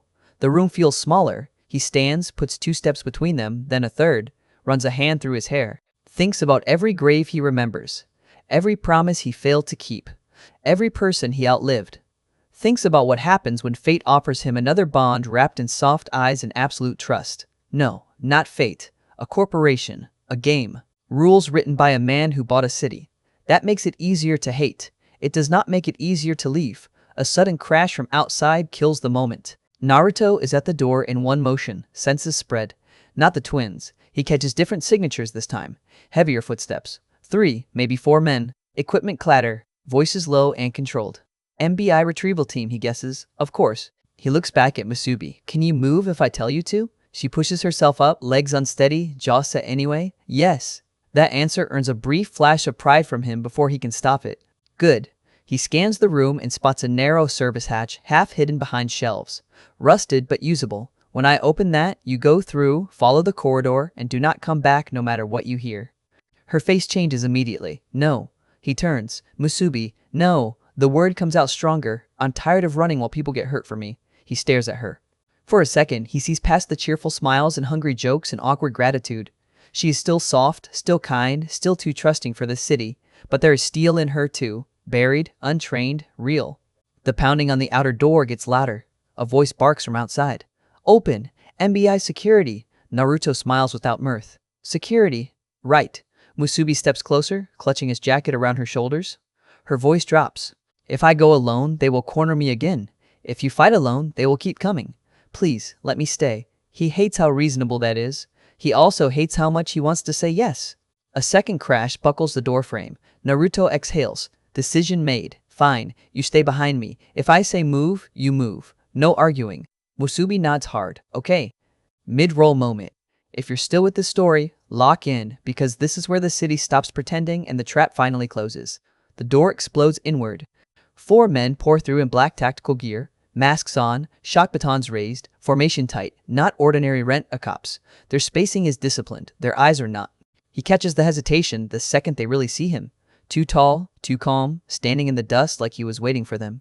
Target acquired, one shouts into a throat mic. Rogue female confirmed, unknown male present, extremely hostile. Naruto tilts his head.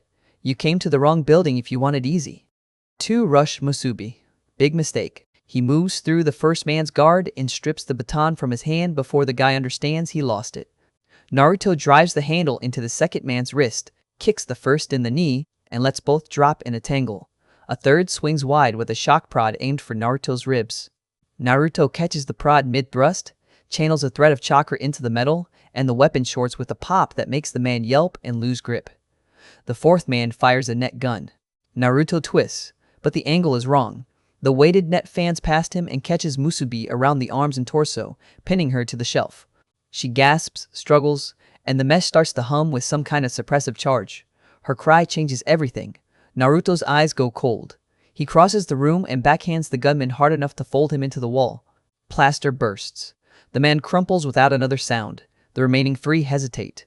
That hesitation costs them. Naruto is surgical now. 1 chop to the neck, 1 body shot that empties lungs, 1 wrist lock that turns into a clean throw. In less than 5 seconds, every man in the room is down and breathing only because he chooses not to finish it. He kneels by Musubi and tears the charged net apart with both hands. The current bites his palms. He ignores it. You hurt? She shakes her head, eyes wide. No. He checks anyway, fingers quick at her shoulder and arm for burns. The touch triggers another wave of heat between them.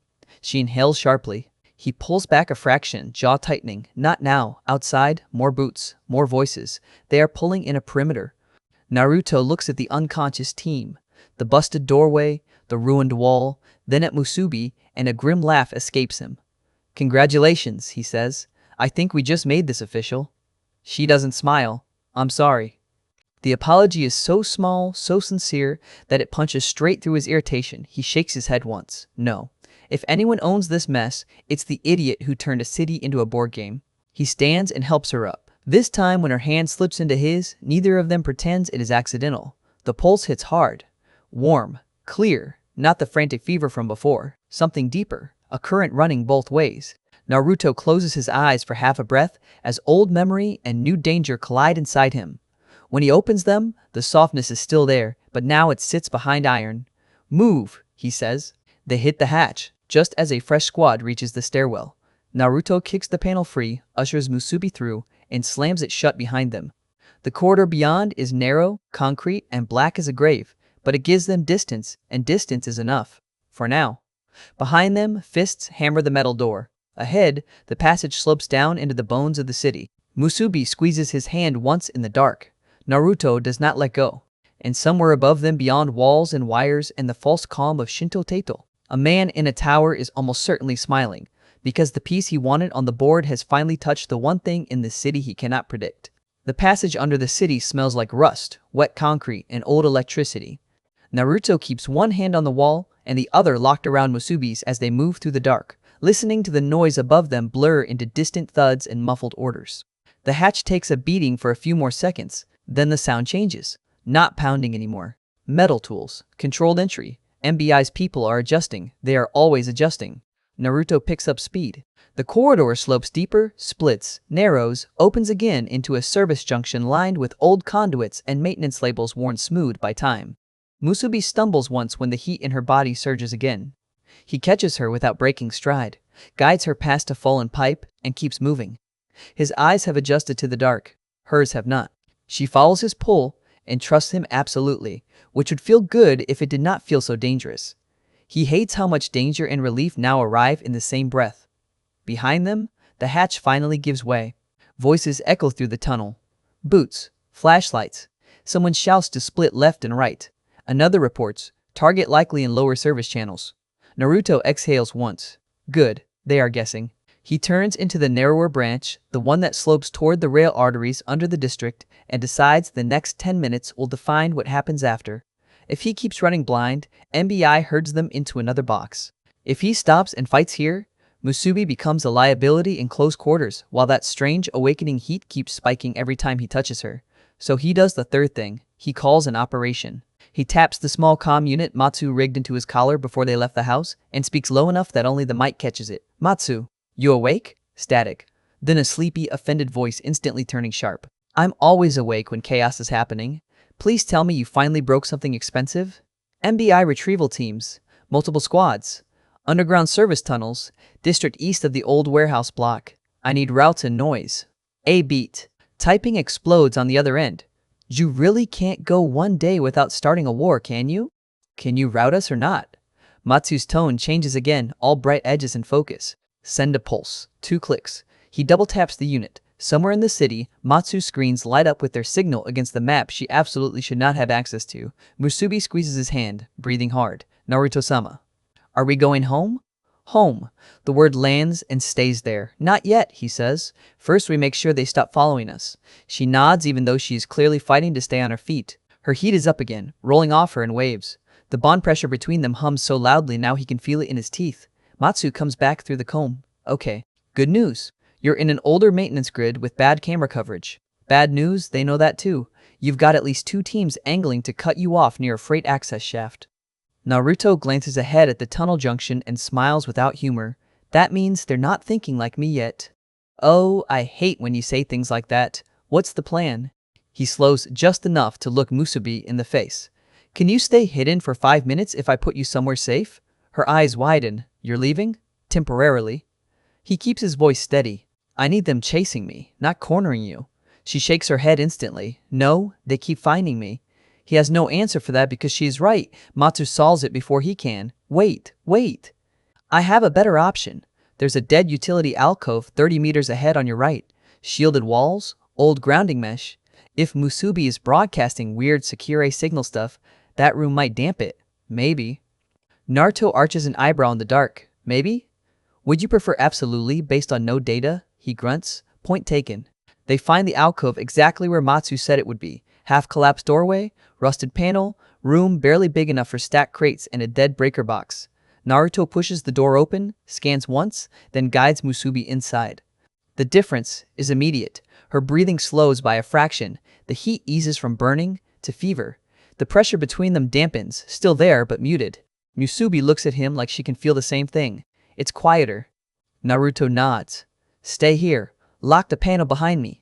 She grabs his wrist before he can turn away. Don't do this alone. The words are soft. The grip isn't. He kneels to their eye level. I'm not doing it alone. Matsu's in my ear. And you staying hidden is part of the operation. She searches his face, wanting to argue, wanting to trust, choosing the second because she always does. Come back. There are 100 answers he could give. A joke, a promise, a deflection. He gives her the only true one. I will try. It hurts her, he sees it, but it also makes her nod. He steps out. She closes the panel, metal clicks into place. Then Naruto turns and becomes a problem. Matsu. Route 1 team toward me. Keep 1 uncertain. I want confusion, not certainty. Matsu inhales on the line, delighted despite herself. Oh, now we're talking. He moves fast through the tunnel grid. Deliberately sloppy in just the right places. One visible shadow crossing a flashlight beam, one loud step on loose metal, one discarded baton from the MBI squad clanging down a drainage line. Enough to create pursuit, not enough to reveal pattern. They take the bait, boots thunder after him. Contact. Visual on hostile male. Naruto cuts left at the freight shaft, runs 3 steps up the wall, plants, and drops behind the lead pair before they clear the corner. One goes down to a short strike behind the ear. The second gets disarmed, spun, and shoved into his own teammate. Naruto rips a flashlight free and hurls it down the opposite tunnel. The beam skids, spinning, and the remaining squad turns toward it just long enough for Naruto to vanish up the shaft ladder. Above ground, the city hits him all at once. Sirens, neon, damp night air, and the ugly comfort of open space. Matsu is already feeding him updates. Team 2 lost your exact position, but they know you surfaced. Team 3 is sealing streets 2 blocks west. Also, bad news, one of the Ashikabi rumor channels is lighting up with your face. By face? By vibes, which is somehow worse. He lands on a low roof and scans the district. MBI vehicles at intersections, security teams pushing cordons, civilians being diverted with practice lies. This is too much hardware for one rogue retrieval. Minaka's people are not just capturing Musubi now, they are mapping how Naruto protects under pressure, testing responses, recording choices. Naruto's jaw hardens. Get me Seo. Oh, this is my favorite kind of bad decision. A click. Then Seo's voice, amused and awake. Blondie, heard you're causing property damage without me. I need a diversion, big enough to pull MBI response 2 streets south. Seo laughs. You say that like I don't already have one in mind. Keep civilians clear. Always ruin my fun. The line cuts. 30 seconds later, 3 blocks south, something explodes loud enough to rattle windows and kill power on one side of the avenue. Not destructive enough to level anything, more noise than damage. Exactly the kind of chaos MBI has to respond to publicly. Naruto uses the shift immediately. He drops back into the tunnel through another access point, loops hard east, and returns to Musubi's alcove by a route no one watched because Matsu fed fake motion in the opposite direction. When he knocks the coded rhythm on the panel, Musubi opens it before the 3rd tab lands. Relief floods her face so hard he feels it like impact. He hates how much he needed to see it too. No time, he says. We move. This time they don't run blind, this time they execute. Matsu guides, Naruto leads. Musubi follows close, steadier in the dampened corridor but still flushed and pulse hot whenever he brushes her wrist. The operation becomes a braid of moving pieces, Matsu spoofing cameras and dispatch chatter, Seo creating noise, Homura and Akitsu, now awake and mobilized, moving through a separate route to secure a fallback corridor if MBI pushes too close. Naruto doesn't ask how they got there so fast, he already knows the answer. They came because he called. The rendezvous happens at an abandoned service platform under an unused spur line. Homura arrives first in a wash of banked heat and bad attitude, eyes going instantly to Musubi's condition and then to Naruto with a look that says, "We talk later." Akitsu appears seconds after, silent as frost, blade arm half raised until she confirms Musubi's safe. Her expression doesn't change much, but the release in her shoulders does. Musubi nearly cries when she sees them, not from fear, from relief. Naruto gives orders before emotion can slow anyone down. Homura, rear denial. Burn only if they commit. Akitsu, front scout and lane lock. We move in pairs. Matsu, keep feeding us windows. I want 1 clean path back to Maison Izumo and 2 dirty backups. Matsu whistles over comms. Listen to you. Actual command voice. Focus. I'm focused. Also, Minaka's dogs just shifted strategy. They're not just boxing you in now, they're trying to tag the whole group and follow you home. Naruto's eyes narrow. There it is. The operation stops being escape and becomes extraction. He will not lead this to Mia's door. Change of route, he says immediately. We go north, then loop west. Make them think we're heading for the river districts. Homura grins, sharp and mean. Finally, I was getting bored. The next 20 minutes are the ugliest kind of success. Not a decisive victory, not a clean break, a running tactical operation through layered pressure where every decision trades one risk for another. MBI teams hit them in staggered intervals, never enough to force a full stand, always enough to slow movement. Naruto sees the design and starts breaking it. He sends Homura to overcommit on one visible route, then pulls him back the second the hidden squad reveals itself. Akitsu turns narrow passages into ice-choked traps that force pursuing boots to lose speed and spacing. Musubi, still fighting whatever awakening pulse is tearing through her system, stays closer than he wants and hits harder than anyone expects when a squad gets too near. She's learning in motion. That should terrify him. A pair of Sekirei hunters drop in near the North Exchange Tunnel, drawn by rumor and the chance of reward. One hesitates when she sees Naruto. The other doesn't. The one who commits gets put through a support pillar by Naruto's shoulder check before she finishes calling a Naruto. The hesitant one backs off and vanishes, taking fear and information with her. Bad for secrecy, good for survival. Matsu keeps talking in his ear, voice fast and bright and tighter than she wants him to notice. You've got 2 more MBI teams shifting west. Also, there's chatter on the network about the miracle worker carrying a hot signal. They think Musubi's awakening is amplifying around you. Naruto ducks a baton, strips it, and uses the butt end to drop its owner. Can they track it? Not precisely. Yet. That word poisons the whole route. He cannot take Musubi straight to the inn if the signal really does tighten around him. Minaka would love that. Naruto starts recalculating while fighting, which is exactly the kind of thing that gets people killed if you're not used to doing it. He is. At the final junction before the Western Loop, the operation nearly fails. An MBI heavy unit rolls in from a maintenance gate armor, suppressive nets, shock launchers, and enough manpower to lock the corridor if they get 10 more seconds. Homura swears. Akitsu plants, ice surging. Musubi's grip on Naruto's sleeve tightens. Over comms, Matsu just says, "Oh no." Naruto doesn't hesitate. Seo, now. A beat. Then Seo's laughter crackles through the channel. Knew you'd need me. The ceiling lights die. Every lamp in the corridor blows out at once. Darkness drops like a curtain. A half-second later, a roar rolls through the tunnels from the south access line, followed by panic shouting and the screech of metal on metal. False cave-in? Real cave-in? Naruto doesn't care. He moves on instinct. Go. Akitsu freezes the heavy unit's front axle to the floor. Homura erupts flame down the side lane, not to kill but to blind in split formation. Naruto grabs Musubi and drives through the only gap before the nets can deploy. Shock rounds crack the walls behind them. Concrete spits dust. Someone screams for backup. Someone else screams because Seo's second diversion turns out to involve a hijacked maintenance cart coming downhill far too fast. They break the corridor, not by overpowering it, by making it impossible to control. By the time MBI regains line of sight, Naruto's group has gone into the west service web, moving through utility channels so old, even Matsu's maps are partly guesswork. Tell me you have a destination, Homura snaps, half running, half covering rear. I have a decoy destination, Naruto says. Akitsu, breathing steady despite the pace, looks sideways at him. And the real one? Naruto glances down at Musubi. Her face is pale now under the flush, the strange heat flickering instead of surging. She's near empty. The real one is wherever they stop dying long enough to sleep. No one jokes after that. The victory arrives near dawn. Matsu threads them into one of Mia's old off-grid safe sites, a disused warehouse apartment with reinforced shutters, hidden water, medical supplies, and no obvious digital footprint. Maison Izumo, but not directly, close enough for support. Far enough to protect the house if Minaka's trackers are still sniffing their route. The moment the door locks, the operation ends and the cost hits all at once. Homura is burned through one sleeve and bleeding from a cut along his side he pretended not to feel. Akitsu has blood frozen into the cuff of her glove and a limp she hid until the adrenaline dropped. Musubi barely makes it 3 steps before her knees give out.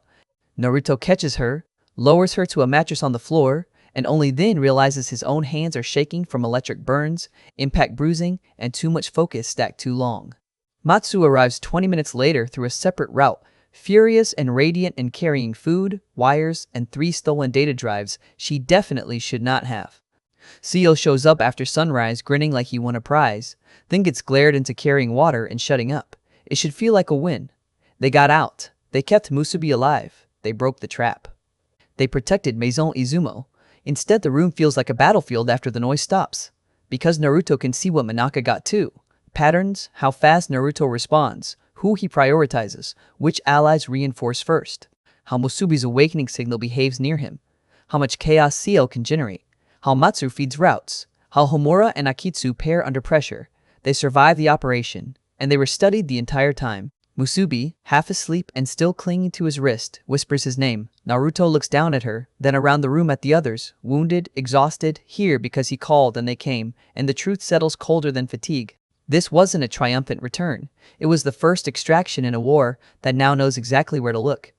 The warehouse safe site never really becomes safe, it becomes quieter, which is not the same thing. For the first few hours after the door locks, everyone drops into the kind of exhausted routine people only learn after too many emergencies. Wounds first. Water, heat, clean cloth, food if someone can keep it down. Matsu turns one corner into a command nest with stolen drives and too many cables. Seal sprawls like he owns the place until Mia's message comes through and reminds him, very politely, that she can still throw him through a wall even off-site if he keeps getting in the way. Homura pretends he doesn't need bandaging until Akitsu, expression flat, sits him down and starts wrapping his side without asking permission. He shuts up after that.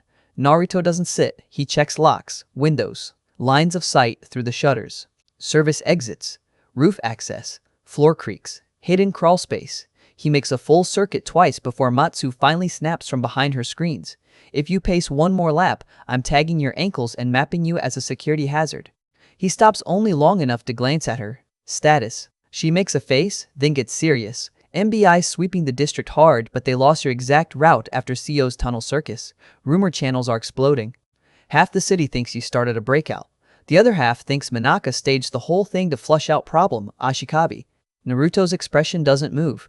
And you? Matsu's fingers slow on the keys. I think both can be true. That earns the smallest nod from him, because it's exactly what he was thinking. Minaka didn't need a clean capture, he needed data, pressure response, bond behavior, movement hierarchy. The operation gave him all of it. And if he also manages to paint Naruto as the spark for citywide instability, even better. A controlled villain is useful. A chaotic hero is even better if the crowd turns on him. Naruto hates men who understand narratives. He hates them more when they're smart. Across the room, Musubi stirs on the mattress and reaches for him in her sleep, fingers closing on empty air before finding the edge of his sleeve. Her skin is cooler now, but the pulse around her hasn't vanished. It comes and goes in waves, quieter than before, like something inside her is still trying to finish a process that the chase interrupted. Naruto crouches beside her and checks her breathing. Steady. Better. He should feel relief. Instead, he feels timing. Whatever awakening means in Minaka's system, it isn't done. Musubi opens her eyes halfway and smiles when she sees him. Even exhausted, even shaken, she smiles like that. It's becoming dangerous how quickly that expression can cut through the noise in his head. You came back, she murmurs. He almost says, I said I'd try. Instead, he answers, you're supposed to be sleeping. She shifts, winces, and still makes room for him beside the mattress like the invitation is obvious. You're supposed to be resting too. He huffs a laugh. I'm working. Her gaze drifts toward Matsu's screens, Homura's bandages, Akitsu's quiet guard posture, CO pretending not to listen. Then back to him. So are we. There it is again. The thing Musubi does without realizing she's doing it. She takes the burden he's carrying and names it plural. Naruto looks away first. The next hit comes before sunset. Not a direct assault. Not yet. Matsu catches the first signal on a private MBI operations feed she shouldn't have access to. Her chair scrapes hard against concrete as she stands, one hand braced on the desk, face gone pale in a way that gets everyone's attention at once. Minaka just changed the board. Naruto is beside her in 2 steps. Show me. She pulls up 3 windows, security dispatch logs, local news clips, a closed internal bulletin. The pattern forms fast. MBI response teams have been redeployed citywide under public safety authority. Several districts are now under temporary restriction. Civilian movement is being redirected. Sekirei encounters are spiking in places that were quiet yesterday. And there, threaded through the internal chatter, the phrase that freezes the room harder than any of Akitsu's ice. Special retrieval authorization. Use of suppressive force permitted. Priority targets linked to miracle worker cluster. Homura swears. Seo sits up, grin gone. Even Musubi, still wrapped in blankets, looks like she can feel the shape of what that means before anyone explains. Matsu zooms another window. They're not just hunting us. They're using us to justify a citywide clampdown. Anyone near our pattern gets flagged. Anyone helping us gets flagged. They're squeezing whole neighborhoods. Naruto goes completely still. The room knows that stillness now. It's worse than anger. It's the moment before anger chooses direction. Akitsu speaks first, voice low. Miya? Matsu checks another line and exhales through her teeth. Maison Izumo isn't hit. Yet. But routes around it are tightening. Yet. That word again. Naruto straightens. We move before dark. Matsu whips around. Move where? If Minaka's spreading cordons, every route is data. You'll just give him more. Then we stop giving him only our route. He looks at the room, really looks, and the plan starts coming together while he speaks. They split into functions, not teams. Matsu and Seo become noise and misinformation. Seed false sightings, reroute response, break confidence in the trackers. Homura and Akitsu run counter-pressure strike fast, disengage faster, punish overextended retrieval units, make MBI spend manpower protecting its own movement. Musubi stays with Naruto until her condition stabilizes enough to trust distance. No arguments. Musubi opens her mouth. Naruto looks at her. She closes it, not because she's afraid of him, but because she recognizes the tone. This isn't him hiding anymore. This is command. Mia's message arrives through a secure burst while they're packing. Short, cold. Perfectly Mia. Do not lead them home. Use Sight 2 if needed. Survive first. Explanations later. Seo whistles. I love that woman. No, you love being alive, Matsu mutters. They move at dusk. Taito looks wrong from the rooftops. Too many lights out in the wrong blocks. Too many maintenance closures. Too many security vehicles parked where they create funnels instead of coverage. The city is being shaped block by block, not to stop violence, but to guide it. Minaka isn't crushing chaos. He's conducting it. Naruto sees the pattern and feels something old and ugly begin to rise in his chest. He has seen this before in different uniforms in different wars. Commanders who turn civilian streets into test ranges. Leaders who call it order while they count acceptable losses. Men who study how people break and then rename it policy. He thought he hated Higa. Higa was local rot. Minaka is architecture. The first strike team finds them near an elevated rail line. MBI uniforms in front. Sekirei hunters trailing behind like scavengers waiting to see if the net closes cleanly. Naruto doesn't even slow. Homura. Gladly. Fire blooms across the catwalk. Supports. Not enough to collapse the structure, just enough to blind scopes and force spacing. Akitsu's ice catches the retreat lane 2 beats later, splitting the unit into 3 isolated pockets. Seo's diversion detonates somewhere street level, drawing half the support vehicles offline. Matsu floods local chatter with 2 fake miracle worker sightings heading in opposite directions. Naruto drives through the center with Musubi at his side, not behind him, at his side. She's still unsteady, but every time the pressure spikes around her, he feels her fight through it and choose movement over panic. One MBI operator lunges with a suppressive net launcher. Musubi sees it first, slams his arm aside, and the shot tangles his own teammate instead. She stares at what she just did, shocked for a fraction of a second, and Naruto's grin flashes despite everything. Good, he says. Again. That one word straightens her spine. They break the unit in under 30 seconds and keep moving before the second wave arrives. It should feel like momentum. Instead, the city keeps escalating around them. Every block brings another sign of Minaka's new phase. Civilian buses rerouted into safe corridors that conveniently expose certain districts. MBI drones overhead tracking crowd flow. Sekirei clashes flaring near bottlenecks and mysteriously drawing response away from nearby sweeps. The whole thing is too integrated to be reaction. It was planned. Naruto starts changing the plan on the run. No more simple evasion. If Minaka wants patterns, Naruto will give him noise. He sends Homura and Akitsu on visible strikes against empty cordons, then doubles back through service rooftops with Musubi, while Matsu seeds chatter that those hits were desperate retreat attempts. He and Musubi ghost past 2 squads that should have caught them because every eye is on the fire and ice pair tearing up an intersection 3 blocks away. It works, then it works too well. MBI overcommits to the decoy sector. A Sekirei pair uses the opening to hit a residential lane, Minaka's men just stripped of coverage. Naruto sees the panic bloom below from a rooftop edge. Civilians running, storefront glass shattering, one child frozen in the middle of the street while adults scream and scatter. His plan caused the gap. The realization lands like a punch. Musubi feels him lock up for half a beat and follows his gaze.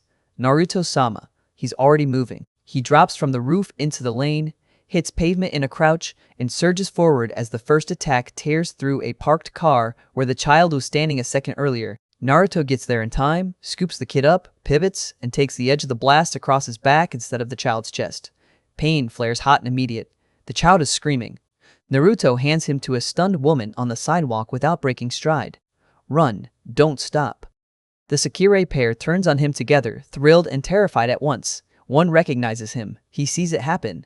Her confidence spikes because this is the bounty. The other hesitates because this is the man from the rumors. Wrong choices, both. Naruto's anger finally clears the line. He stops measuring. The first spider comes in with a shriek, and a Naruto half formed on her lips.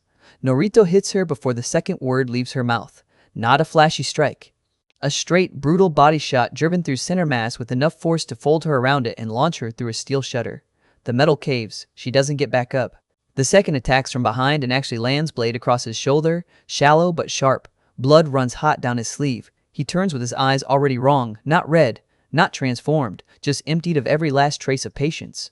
She sees it. Fear wins. She tries to run. He catches her by the collar and slams her into the pavement hard enough to crack the street. Once, twice. Then he stops because Musubi is there, hand on his wrist, not pulling him back with force, just presence. Naruto. No sama, no panic, just his name.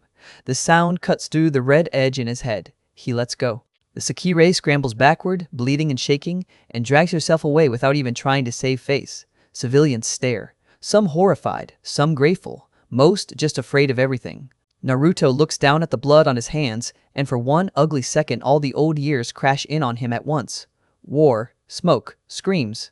Power used because it had to be used, then used again because stopping was worse. He has spent centuries learning how to look harmless, so moments like this don't become his only language. Shinto Teto is trying to drag him back there. Musubi sees the shift in him and steps closer. You saved them. He doesn't answer, because both things are true. He saved them. And he almost enjoyed hitting the one who ran. Matsu's voice tears through the comms, breathless and urgent. Naruto, Minaka feed just pivoted. He's pushing your location as uncontained threat event. He wants footage. He wants panic. Get out now. Of course he does. Minaka wants the wrath, not just the heroics. The city will forgive a savior. It will fear a monster. Fear is easier to manage. Naruto wipes blood across his palm and looks up at the cameras on the traffic poles. He smiles, slow and vicious. Then he jumps and rips the first one free. The second gets a kunai through the lens. The third he smashes underfoot when he lands on the signal arm. Matsu actually laughs in his ear despite the panic. That is so petty. I'm proud of you. Route 2 blocks east, then down. Homura and Akitsu are converging. Seo's pulling security west with a fake hostage call. Tell him to keep civilians out of it, he says, and I quote, I'm not a child. Naruto snorts despite himself and drops back to Musubi. They move again, but now the city feels different because he feels different. The line crossed in the residential lane doesn't uncross just because he regains control. The anger is still there, banked and heavy, and every new MBI squad that rounds a corner makes it easier to imagine solving the problem the fast way. Break enough pieces and the machine pauses. He knows that instinct. He also knows where it leads. Musubi stays close enough to feel the change. She doesn't lecture, doesn't plead. She just keeps touching his sleeve, his hand, his arm, small points of contact, reminders that he is here, not in whatever battlefield memory is trying to swallow him. It works better than she knows. Homura and Akitsu join them near a service ramp, both bloodied and keyed up. Homura takes one look at Naruto's hands and shoulder, and his expression hardens with recognition. Akitsu's gaze flicks to the blood, then to the civilians still running in the distance, then back to Naruto. She understands enough. No one comments. That silence is its own form of loyalty. The next push is the worst of the night. Minaka's people finally commit heavy retrieval plus Sekirei support in the same grid, trying to pin Naruto's group between two collapsing avenues. Nets, shock launchers, mobile barriers, drones overhead. It's overkill if the goal is one rogue Sekirei and her protector. It's perfect if the goal is a public demonstration. Naruto sees the trap and, for one dark heartbeat, wants to answer it with catastrophe. Kurama's old lessons whisper at the edge of memory. Power. Scale. End it now. He shuts the thought down so hard his teeth ache. No, this city doesn't get that version of him. He chooses precision instead. And somehow, that is even scarier.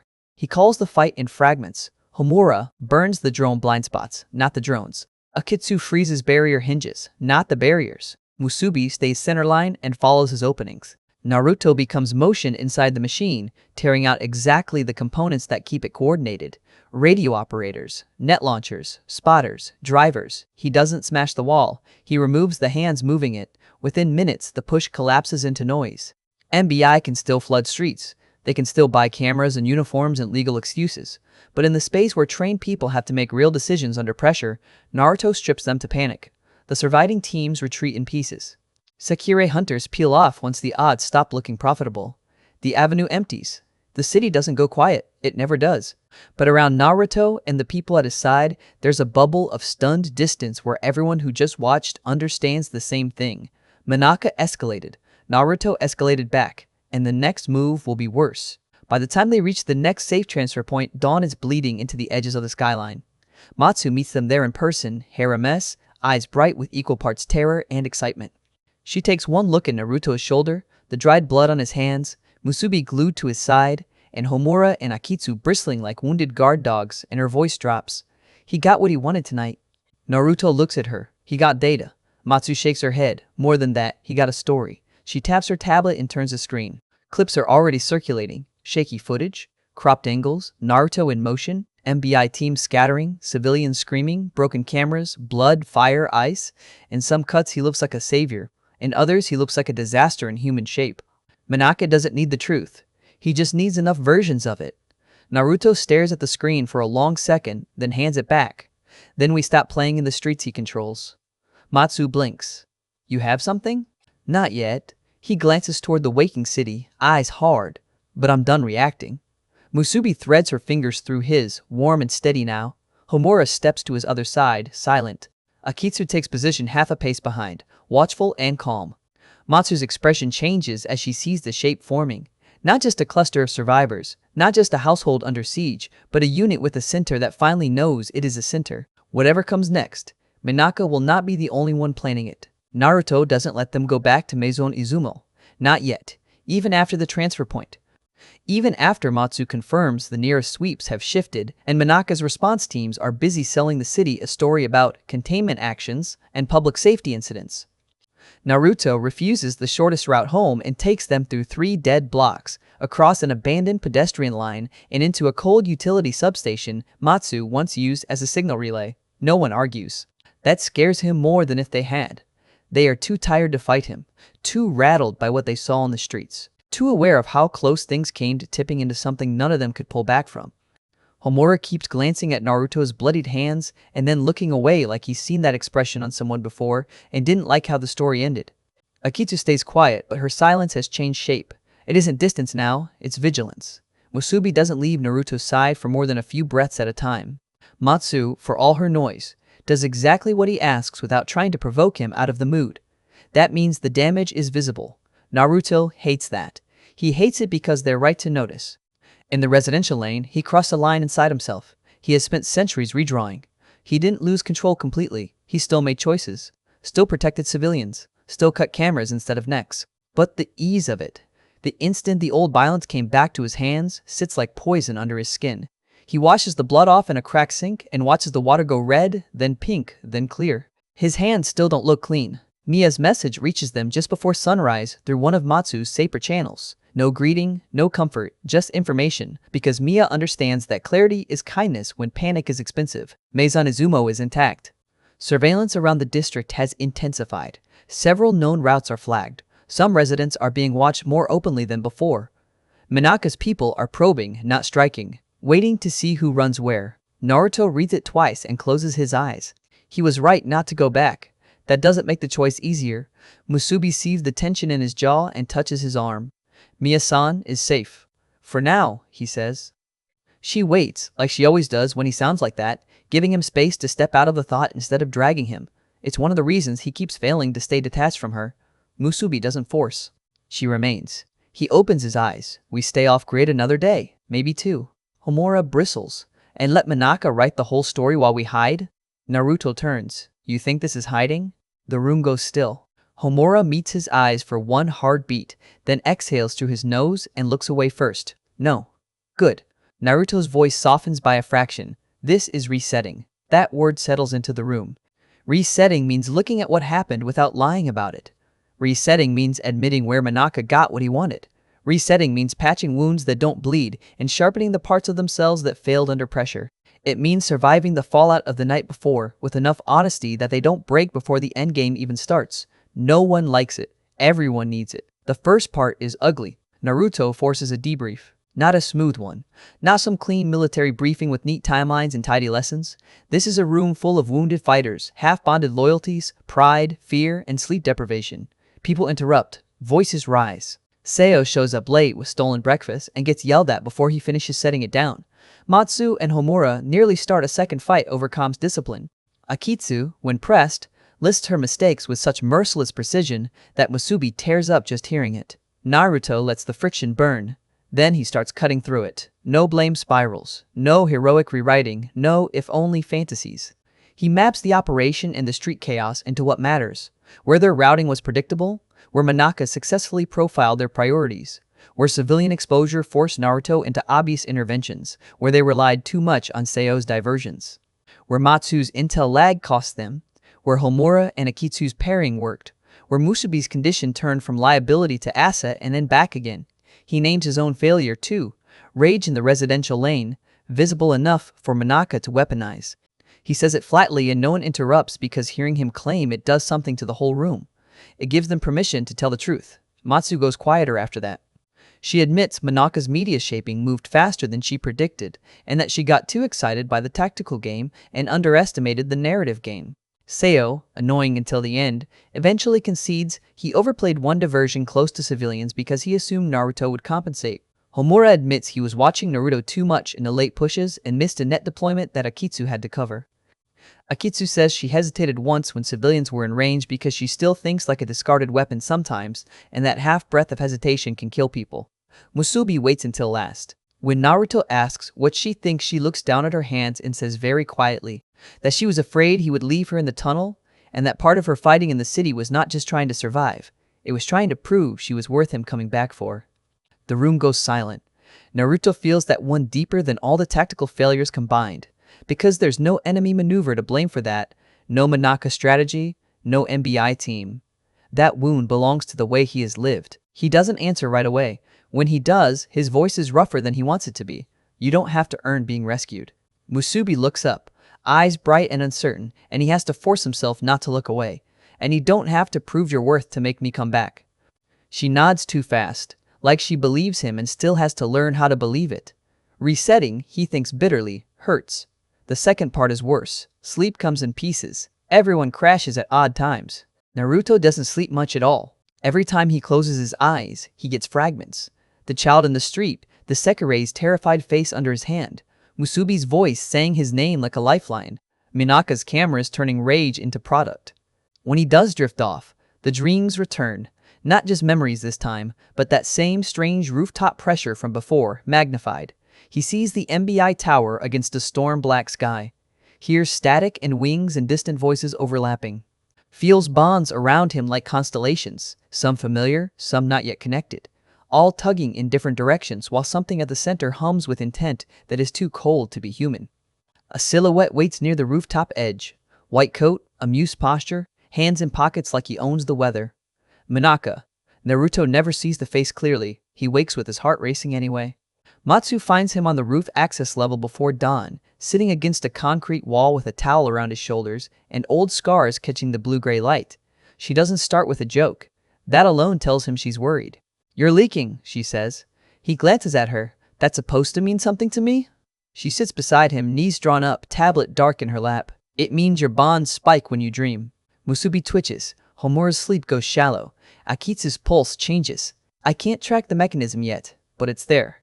Naruto stares out over the dead substation yard. "So now I'm waking people up with nightmares." Matsu shoulders him lightly. "Don't do that." "Do what?" "Turn everything into proof you're a problem." Her tone is sharp now, familiar again. Minaka's doing enough of that for free. He almost snaps back. Almost. Instead, he sits in the silence and lets her be right. After a while, she asks the question no one else has asked directly. "How old are you?" He laughs once, soft and humorless. "Too old." "Not good enough." He could dodge, he usually would. But something about the exhausted dawn, the debrief, the way the house unit is shifting around him, the way Minaka keeps trying to define him before he can define himself, it all strips away the reflex. "I stopped counting properly a long time ago," Naruto says. "Long enough to watch places disappear. Long enough to forget faces on purpose because remembering all of them would break me." Matsu goes very still. He keeps talking because stopping would make it harder. He gives her only the bones. Not every war, not every death, just enough truth to explain the shape of him. He has outlived too much. Learn to travel light because attachments turn into graves when time keeps taking and you don't get taken with them. The lazy smile, the flirting, the drifting, those aren't the real him. They're camouflage. Habits that let him move through human lives without becoming part of them. "And then Musubi fell out of the sky," Matsu says quietly. He huffs a breath. "Yeah, and we ruined your system." The corner of his mouth twitches. "You are all very efficient." Matsu leans her head against the wall and stares up at the paling sky. "Good. Keep that. We'll need it. It's a tiny exchange. Almost nothing. It changes everything. Because by the time dawn breaks fully, Matsu knows enough of his history to stop treating his distance like arrogance, and Naruto has said enough aloud that he can't pretend his fear is just tactics anymore. The third part of resetting finally starts to look like preparation. Training. Not flashy, not montage nonsense. Specific work shaped by what Minaka learned and what they still need. Naruto rebuilds them from the gaps outward. Musubi trains control before power, breath under pressure, movement while the awakening pulse spikes, touch discipline so a bond surge doesn't freeze her when she's near him in combat. She hates the slower drills at first because hitting things is easier than restraint, but she commits hard once she understands the point. Minaka wants her signal amplified and predictable. Control is defiance. Homura and Akitsu drill as a pair until they stop fighting each other's instincts. Fire and ice should clash. Naruto teaches them to phase instead. Homura drives motion. Akitsu shapes terrain. Homura stops chasing kills. Akitsu stops pausing for permission. Their timing gets mean in the best way. Matsu trains too, which surprises no one who really knows her and everyone who underestimates her. Not hand to hand, though Naruto makes her learn enough to survive 10 seconds in a bad hallway, but information warfare discipline, red team drills, false channel burns, delay traps for anyone trying to trace her network behavior. She hates the constraints. She gets frighteningly good at them. Seiyo pretends he isn't training and somehow absorbs half the lessons anyway. Naruto pushes them hard and never harder than he pushes himself. He rebuilds his own control in parallel precision over force, suppression over spectacle, response trees for civilian-heavy zones, emotional anchors when rage starts rising. Musubi becomes one without meaning to. The touch on his sleeve. The way she says his name. Homura's glare when Naruto overextends. Akitsu's quiet left when she spots a blind angle. Matsu's voice in his ear cutting through tunnel vision with data and insults in equal measure. Bonds as tactical anchors. Minaka would hate that. Good. By the second night, they are no longer just recovering. They are becoming deliberate. That's when Mia sends the final piece. It comes through a secure courier route, not digital this time. Old school. A sealed note in her precise hand and a small packet of maps marked with annotations that only make sense if you know the city before MBI finish remaking it. Naruto reads the note once, then again. Minaka built his visible power on the tower and the public systems, Mia writes, but the old foundations still matter. Service arteries, legacy maintenance grids, original access priorities, places he assumes no one else remembers because everyone useful to him was taught the new city, not the old one. At the bottom, one line. If you intend to strike the head, stop fighting the hands. Naruto folds the note carefully. The room watches him. You have a plan? Homura asks. Naruto looks at each of them in turn. Musubi, tense and ready. Akitsu, steady. Matsu already leaning toward the mats with hungry eyes. Seiyo trying to look bored and failing. Homura burning low and focused. He thinks of Minaka turning streets into stages. Of Higa turning bonds into ownership. Of Akitsu called a scrapped number. Uzume cornered by leverage. Musubi hunted like a signal flare. Civilians caught in engineered gaps. Cameras waiting for the monster angle. Then he thinks of Mia's line. Stop fighting the hands. Yes, Naruto says. The word lands like a door closing. We stop reacting. We stop running routes he built. We stop giving him street footage. We cut into the structure he depends on, where he thinks no one remembers the layout. We force him to answer us on ground he doesn't control. Matsu is already unfolding the maps, eyes wide. You want the tower. Naruto's expression turns flat and certain. I want Minaka. No one in the room flinches. That might be the clearest sign of how much they've changed. Musubi steps up beside him first. Of course she does, and this time when she takes his hand, there's no fever pulse, no panic, no desperate need to prove anything. Just choice. Clear and steady. Homura moves to his other side with a muttered complaint about suicidal plans that means yes. Akitsu nods once, the smallest motion in the room and somehow one of the strongest. Matsu grins like she's half in love with the idea and half terrified of surviving it. Seiyo stretches and asks if this is the part where they start stealing from a madman's tower. Naruto looks toward the city, where Minaka's skyline still glitters like a promise and a threat. Yeah, he says, this is where we start. Yeah, he says, this is where we start. They do not celebrate. That is one more thing. Minaka City has burned out of all of them. Big plans do not get cheers anymore. They get lists. The warehouse substation turns into a war room before the sentence finishes echoing. Matsu spreads Mia's old maps across the floor and overlays them with stolen MBI schematics, traffic controls, maintenance logs, and security rotation data. The two city versions clash in ugly ways. New tunnels cutting through old shafts, sealed conduits hiding bypass routes, decommissioned grids that still pull power on nights when MBI needs quiet work done off-record.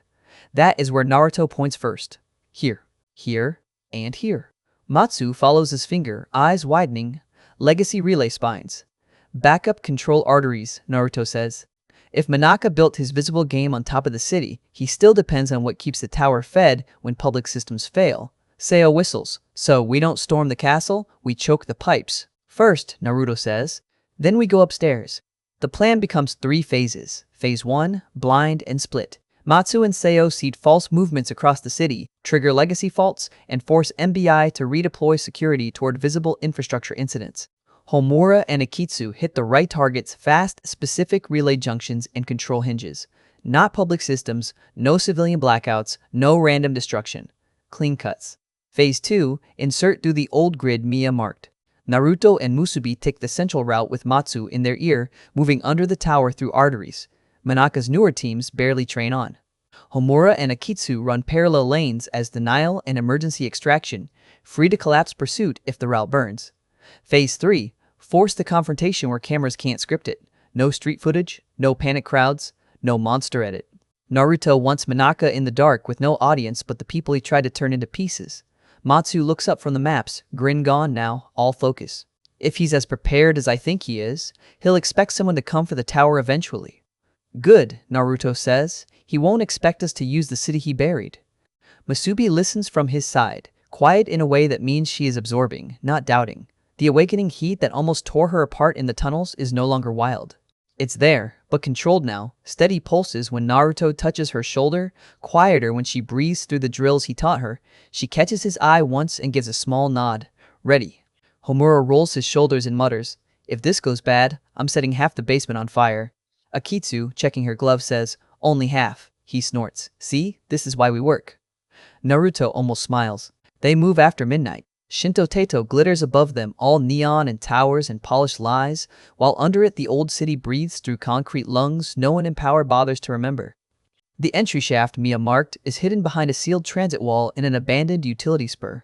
Seo gets the panel open with tools he absolutely stole. Matsu kills the remaining sensor loop for exactly 90 seconds. Naruto drops first. Musubi follows. Homura and Akitsu vanish into their parallel lane like fire and frost slipping into cracks. The air underground is colder near the tower. Cleaner too. Filtered. Controlled. Naruto hates that detail on sight. Phase 1 begins on Matsu's count. Across 3 districts, harmless maintenance errors, bloom in sequence, traffic signal cascades, relay faults, false coolant alerts, and one very convincing security breach in an MBI warehouse that does not matter except on paper. MBI responds like a machine stung in too many places at once. Teams peel off. Internal chatter spikes. Command bandwidth narrows. Matsu's laughter in their comms is sharp and breathless as she rides the overload. Hook set. They're splitting. Seo cuts in, too pleased with himself. And one deputy director is currently screaming at a janitor about a server room that doesn't exist. Keep him screaming, Naruto says. Phase 1's real work lands with Homura and Akitsu. Matsu feeds them timing windows. Naruto hears the reports in fragments while he and Musubi move deeper. Junction 1 disabled. Minimal noise. Second relay frozen. Wait contact. Static. Then, Homura's voice, heated and grinning. Contact solved. Akitsu, half a beat later, he is exaggerating. We are moving. Naruto stores each update and keeps walking. The old route narrows into a service artery lined with dead cabling and original control tags, hand-stamped metal plates from before MBI standardized everything into clean corporate labels. Mia's annotations are perfect, left at the split, down at the rusted pressure door. Ignore the sealed lift, it alarms. Crawl space beyond the overflow tank. The woman really did build a sanctuary in a city because she remembered what the city was before Minaka renamed it. Musubi brushes his hand in the dark and the bond hums. Warm, controlled, no panic. You trust Mia-san a lot. Naruto checks the next corner. I trust people who remember the old foundations. She looks at him, understanding more than the sentence says. Like you. He doesn't answer, because yes. At the final sub-level before the tower core, Minaka answers the intrusion, not with guards, with a message. The corridor lights snap on in sequence, blinding after so much dark. Speakers hidden in the vents hum to life. Then the voice slides into the concrete around them. smooth and amused, and far too intimate for a man they haven't met face to face. Uzumaki Naruto, you really are more interesting in person. Musubi's hand tightens on Naruto's wrist. Naruto's expression goes flat. Minaka, a chuckle through the speakers. Founder, architect, host. I have been called many things. You, however, prefer simpler names for men like me. Naruto glances at the ceiling camera and says, "Coward works." The voice laughs again, delighted instead of insulted. That tells Naruto almost everything he needs. Minaka doesn't just enjoy control. He enjoys resistance, especially when he believes he can fold it into the show. I wondered when you would stop dancing in my streets and come for the source, Minaka says. Though I admit, using Mia's old arteries to reach me is nostalgic. She always did have exquisite taste and defiance. Musubi flinches at Mia's name in his mouth. Naruto feels it and steps half a pace forward, shielding her from nothing and everything. You build a city-wide kill box and call it a game. Spare me the nostalgia. Minaka's tone stays light. You misunderstand. Games reveal people. Pressure clarifies truth. Your little household has become extraordinary under strain. Musubi awakening. Akitsu repurposed from failure to weapon. Matsu weaponizing information. Homura disciplining fire through attachment. Even you. A pause. Especially you. There it is. Naruto keeps his breathing level. You staged civilians into crossfire to film reactions. Incorrect, Minaka says pleasantly. I created conditions. People made choices. Musubi's anger finally breaks through her fear. You call that choice? The speakers go quiet for one beat. Then Minaka's voice softens in a way that makes Naruto's skin crawl. Ah, Musubi, number 88. You are always going to be magnificent once properly catalyzed. Naruto's eyes go cold. Say her number again and I tear this tower apart floor by floor. Silence. Then, almost warmly, that too would be useful data. The line goes dead. Matsu's voice snaps in a second later, furious. I hate him. I hate him so much. Also, he's rerouting internal security to your level. You have maybe 3 minutes before company. Naruto looks at Musubi, her jaws clenched, eyes bright with rage and hurt and something steadier underneath. No more running, she says. He nods once. No more running. Phase 2 ends where Phase 3 begins, the tower core sub-basement. A vast chamber of old and new systems welded together, legacy conduits feeding modern control racks, backup generators, server trunks, and an armored lift spine rising straight toward Minaka's private levels. The place is half machine room, half cathedral to infrastructure. Perfect. Because infrastructure bleeds when cut right. Homura and Akitsu arrive through the parallel lane just as the first security teams spill in. Both are marked up, breathing hard and alive. Homura's grin is feral. Akitsu's eyes are calm as winter glass. Relays are blind, Akitsu reports. Not blind, Matsu corrects over comms. Blinking, make this count. Naruto points. No full collapse. We cripple control, not the city. Homura cracks his knuckles. You take all the fun out of revolution. Then the fighting starts for real. MBI throws layered response teams backed by contract. Ashikabi with Sekirei support. Exactly the combination Minaka had been tuning in the streets. Now concentrated in a closed environment where civilian shields don't exist and every side has to show what they actually are. Nets launch. Shock rounds crack. Naruto shouts. Echo over turbine hum. Fire slams into steel. Ice locks a pursuit lane and explodes under concussive impact. Matsu feeds target calls and blind angles so fast her voice becomes rhythm. Naruto moves through the center and dismantles the machine. Not with rage this time. With intent. He leaves the spectacle to others and attacks function. Command uplinks.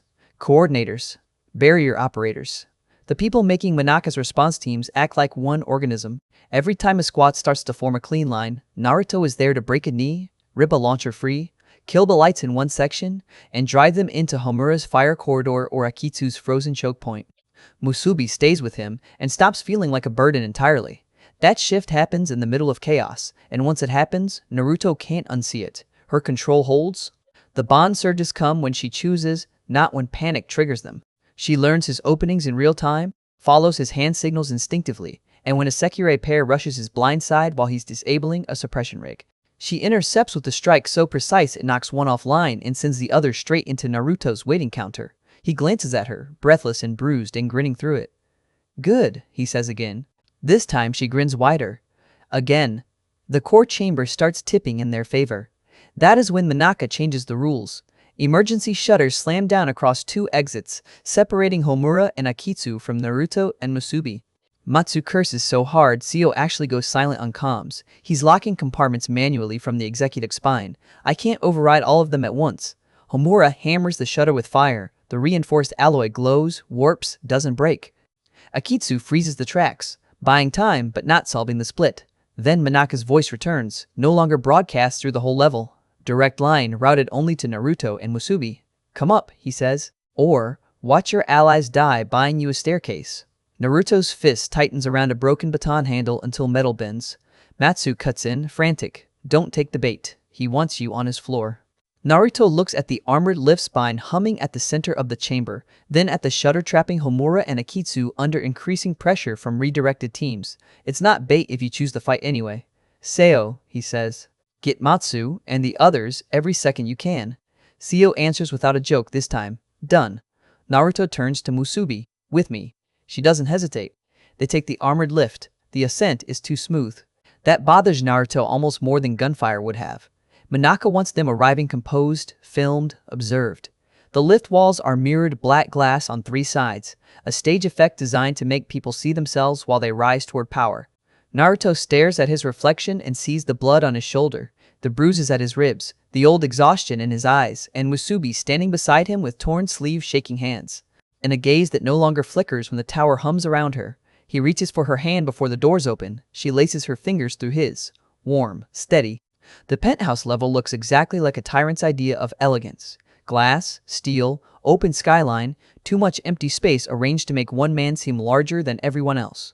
Screens float on walls and columns, each showing clipped footage from the city, fights, crowds, MBI statements, blurred images of Naruto's group, heat maps, data overlays. A whole kingdom made of observation. Minaka stands at the center in a white coat and easy posture, older than the giant public image suggests, and somehow more dangerous in person because the charm is sharper up close. Glasses. Smile. Eyes that never stop calculating. He claps softly as they step out. Beautiful entrance, he says. You do have a sense for drama. Naruto walks forward until there are only a few meters between them. Call off your teams. Minaka smiles. No. Musubi's nails bite into Naruto's hand. Minaka notices, of course. You see, this is what I mean. Bonds under pressure. The Sekirei plan is not cruelty, Naruto. It is acceleration. It reveals the strongest forms people can become when desire, fear, attachment, and survival are properly arranged. You mean manipulated, curated. Minaka tilts his head. Would Musubi be what she is now without pursuit? Would Akitsu have awakened under kindness? Would you have dropped the mask if the city had left you comfortable and anonymous? Naruto says nothing for a second, because the monster has chosen his argument well. That is what makes men like Minaka hard to kill. They build systems that create real outcomes through evil means, then point to the outcomes as justification. Musubi steps forward before Naruto can answer, voice shaking but clear. What we became has nothing to do with your right to do this. Minaka's smile thins. On the contrary, he says, it has everything. Naruto moves. He closes the gap in a blur and drives a fist toward Minaka's centerline with enough force to end the conversation permanently if it lands clean. It doesn't. A barrier flashes into existence around Minaka, thin as glass and bright as lightning, and Naruto's strike hits it like a hammer into armored crystal. The room booms. Cracks spider across the barrier, but it holds long enough for Minaka to step back and tap a control at his wrist. The penthouse changes. Restraint rigs unfold from the floor and ceiling. Energy anchors snap into place. Hidden Sekirei emerge from side chambers. Elite, prepared, not the desperate hunters from the streets. Minaka never intended a simple conversation. He intended a final experiment. Naruto bares his teeth. Finally. The fight at the top is nothing like the streets. No crowd. No cameras he can't see. No lies about public safety.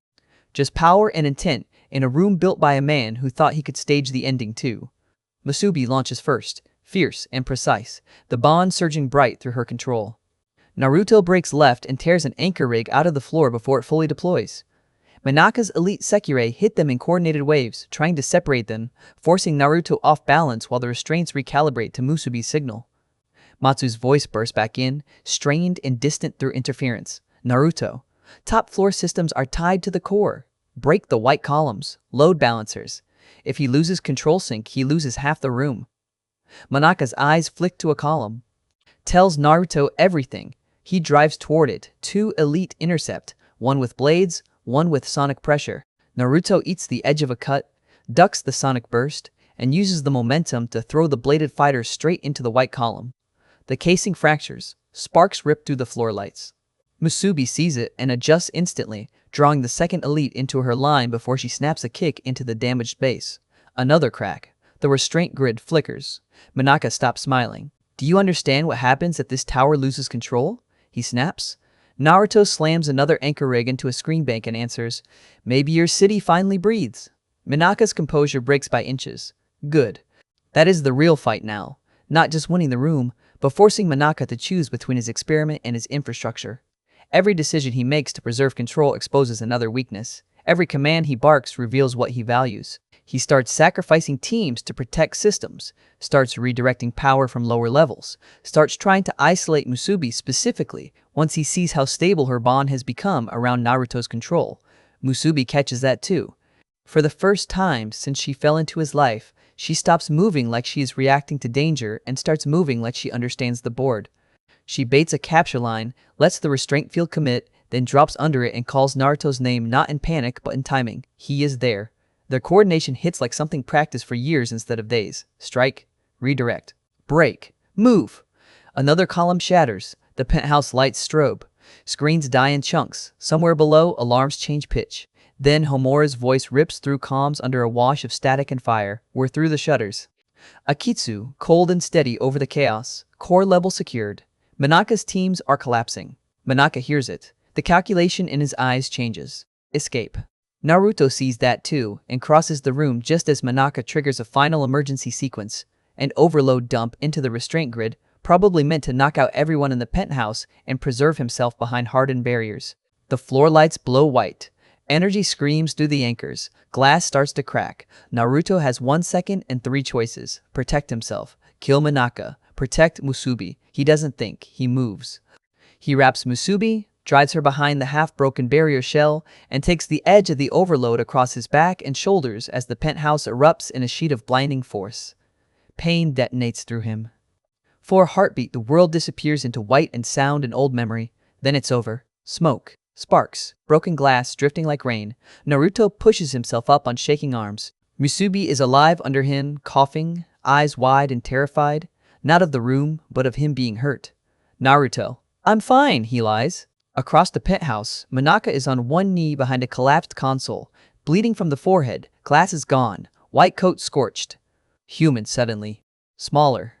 The room that made him look like a king is half destroyed. He laughs once, breathless. "Marvelous," he says. "Even now you choose the bond over the kill." Naruto stands. He walks to Minaka slowly, every step a statement, while alarms howl through the tower and MBI's control architecture fails in cascading systems below. He stops close enough that Minaka has to look up. "You still think this is about your game," Naruto says. Minaka's smile is weaker now, but there. "And you still think destroying me ends what I built?" Naruto looks around the ruined penthouse, the dead screens, the shattered columns, the broken stage. "No," he says, "it just ends you choosing for everyone else." He does not kill him. Minaka seems genuinely surprised by that for the first time in the night. Naruto drags him to the center of the ruined floor and leaves him there for his own systems, his own people, and the witnesses now flooding the tower feed to see. No private martyr ending. No clean death to turn into myth. Just a fallen architect in the wreckage of his own control room while the people he tried to script walk away alive. Matsu gasps in his ear as systems reconnect in broken fragments. "Naruto, you just put him on his own emergency cameras." "Good," Naruto says. "Let the city see him without the filter." The extraction is chaos, but not panic. Homura and Akitsu secure the lift spine. Seiyo appears long enough to steal something expensive and refuse to explain. Matsu reroutes surviving tower feeds and dumps enough internal logs into enough channels that MBI's public narrative starts choking on contradictions in real time. Mia's routes get them out through a lower service artery while the tower above still screams and flickers and fails. By dawn, Shinto Teito is no longer the same city. Not because Minaka's whole machine is gone. It isn't. Systems like his don't die in one night. But the illusion of inevitability is broken. The king can bleed. The game can be interrupted. The board is not sacred. That matters. It matters even more back at Maison Izumo. Mia opens the door and takes one look at them. Burned, limping, filthy, alive, and says nothing for a long moment. Then she steps aside. "Baths first," she says. Then explanations. The house laughs. Not because anything is simple now, not because the danger is over, but because they are home, and for one fractured sunrise, home still exists. Later, after wounds are wrapped, after Matsu falls asleep on her keyboard, after Homura and Akitsu stop pretending they aren't leaning against each other from exhaustion. After Seo finally gets thrown out of the kitchen and complains all the way down the hall, Naruto stands in the yard with Musubi beside him and watches morning light spill over the eaves. The city beyond the walls is still dangerous. MBI will regroup. New predators will rise. Old damage won't heal in a day. But the choice has changed. They are no longer pieces waiting to be moved. Musubi slips her hand into his and rests her head against his shoulder. No fever, no frantic awakening pulse, just warmth. Naruto looks down at her, then toward the house, where he can feel the others waking and shifting and breathing through the bonds he once feared would break him. Maybe they still can. Maybe loving people when time is cruel will always hurt. He understands that now in a way he never let himself before, and he chooses it anyway, not because Minaka's game forced him, because they did, because he did. Because in a city built to weaponize connection, they turned connection into defiance and lived. The story doesn't end with the tower falling or the villain bleeding on camera. It ends here, in the quieter thing that survives after, a house that refused to become a cage, people who stopped calling themselves broken, and a man who finally stopped mistaking loneliness for strength. The war in Shinto Teito will leave scars. Some of them will never fade. But the next time the city tries to turn bonds into chains, it will have to reckon with what was built in Maison Izumo instead: choice, loyalty, and the kind of love that fights back.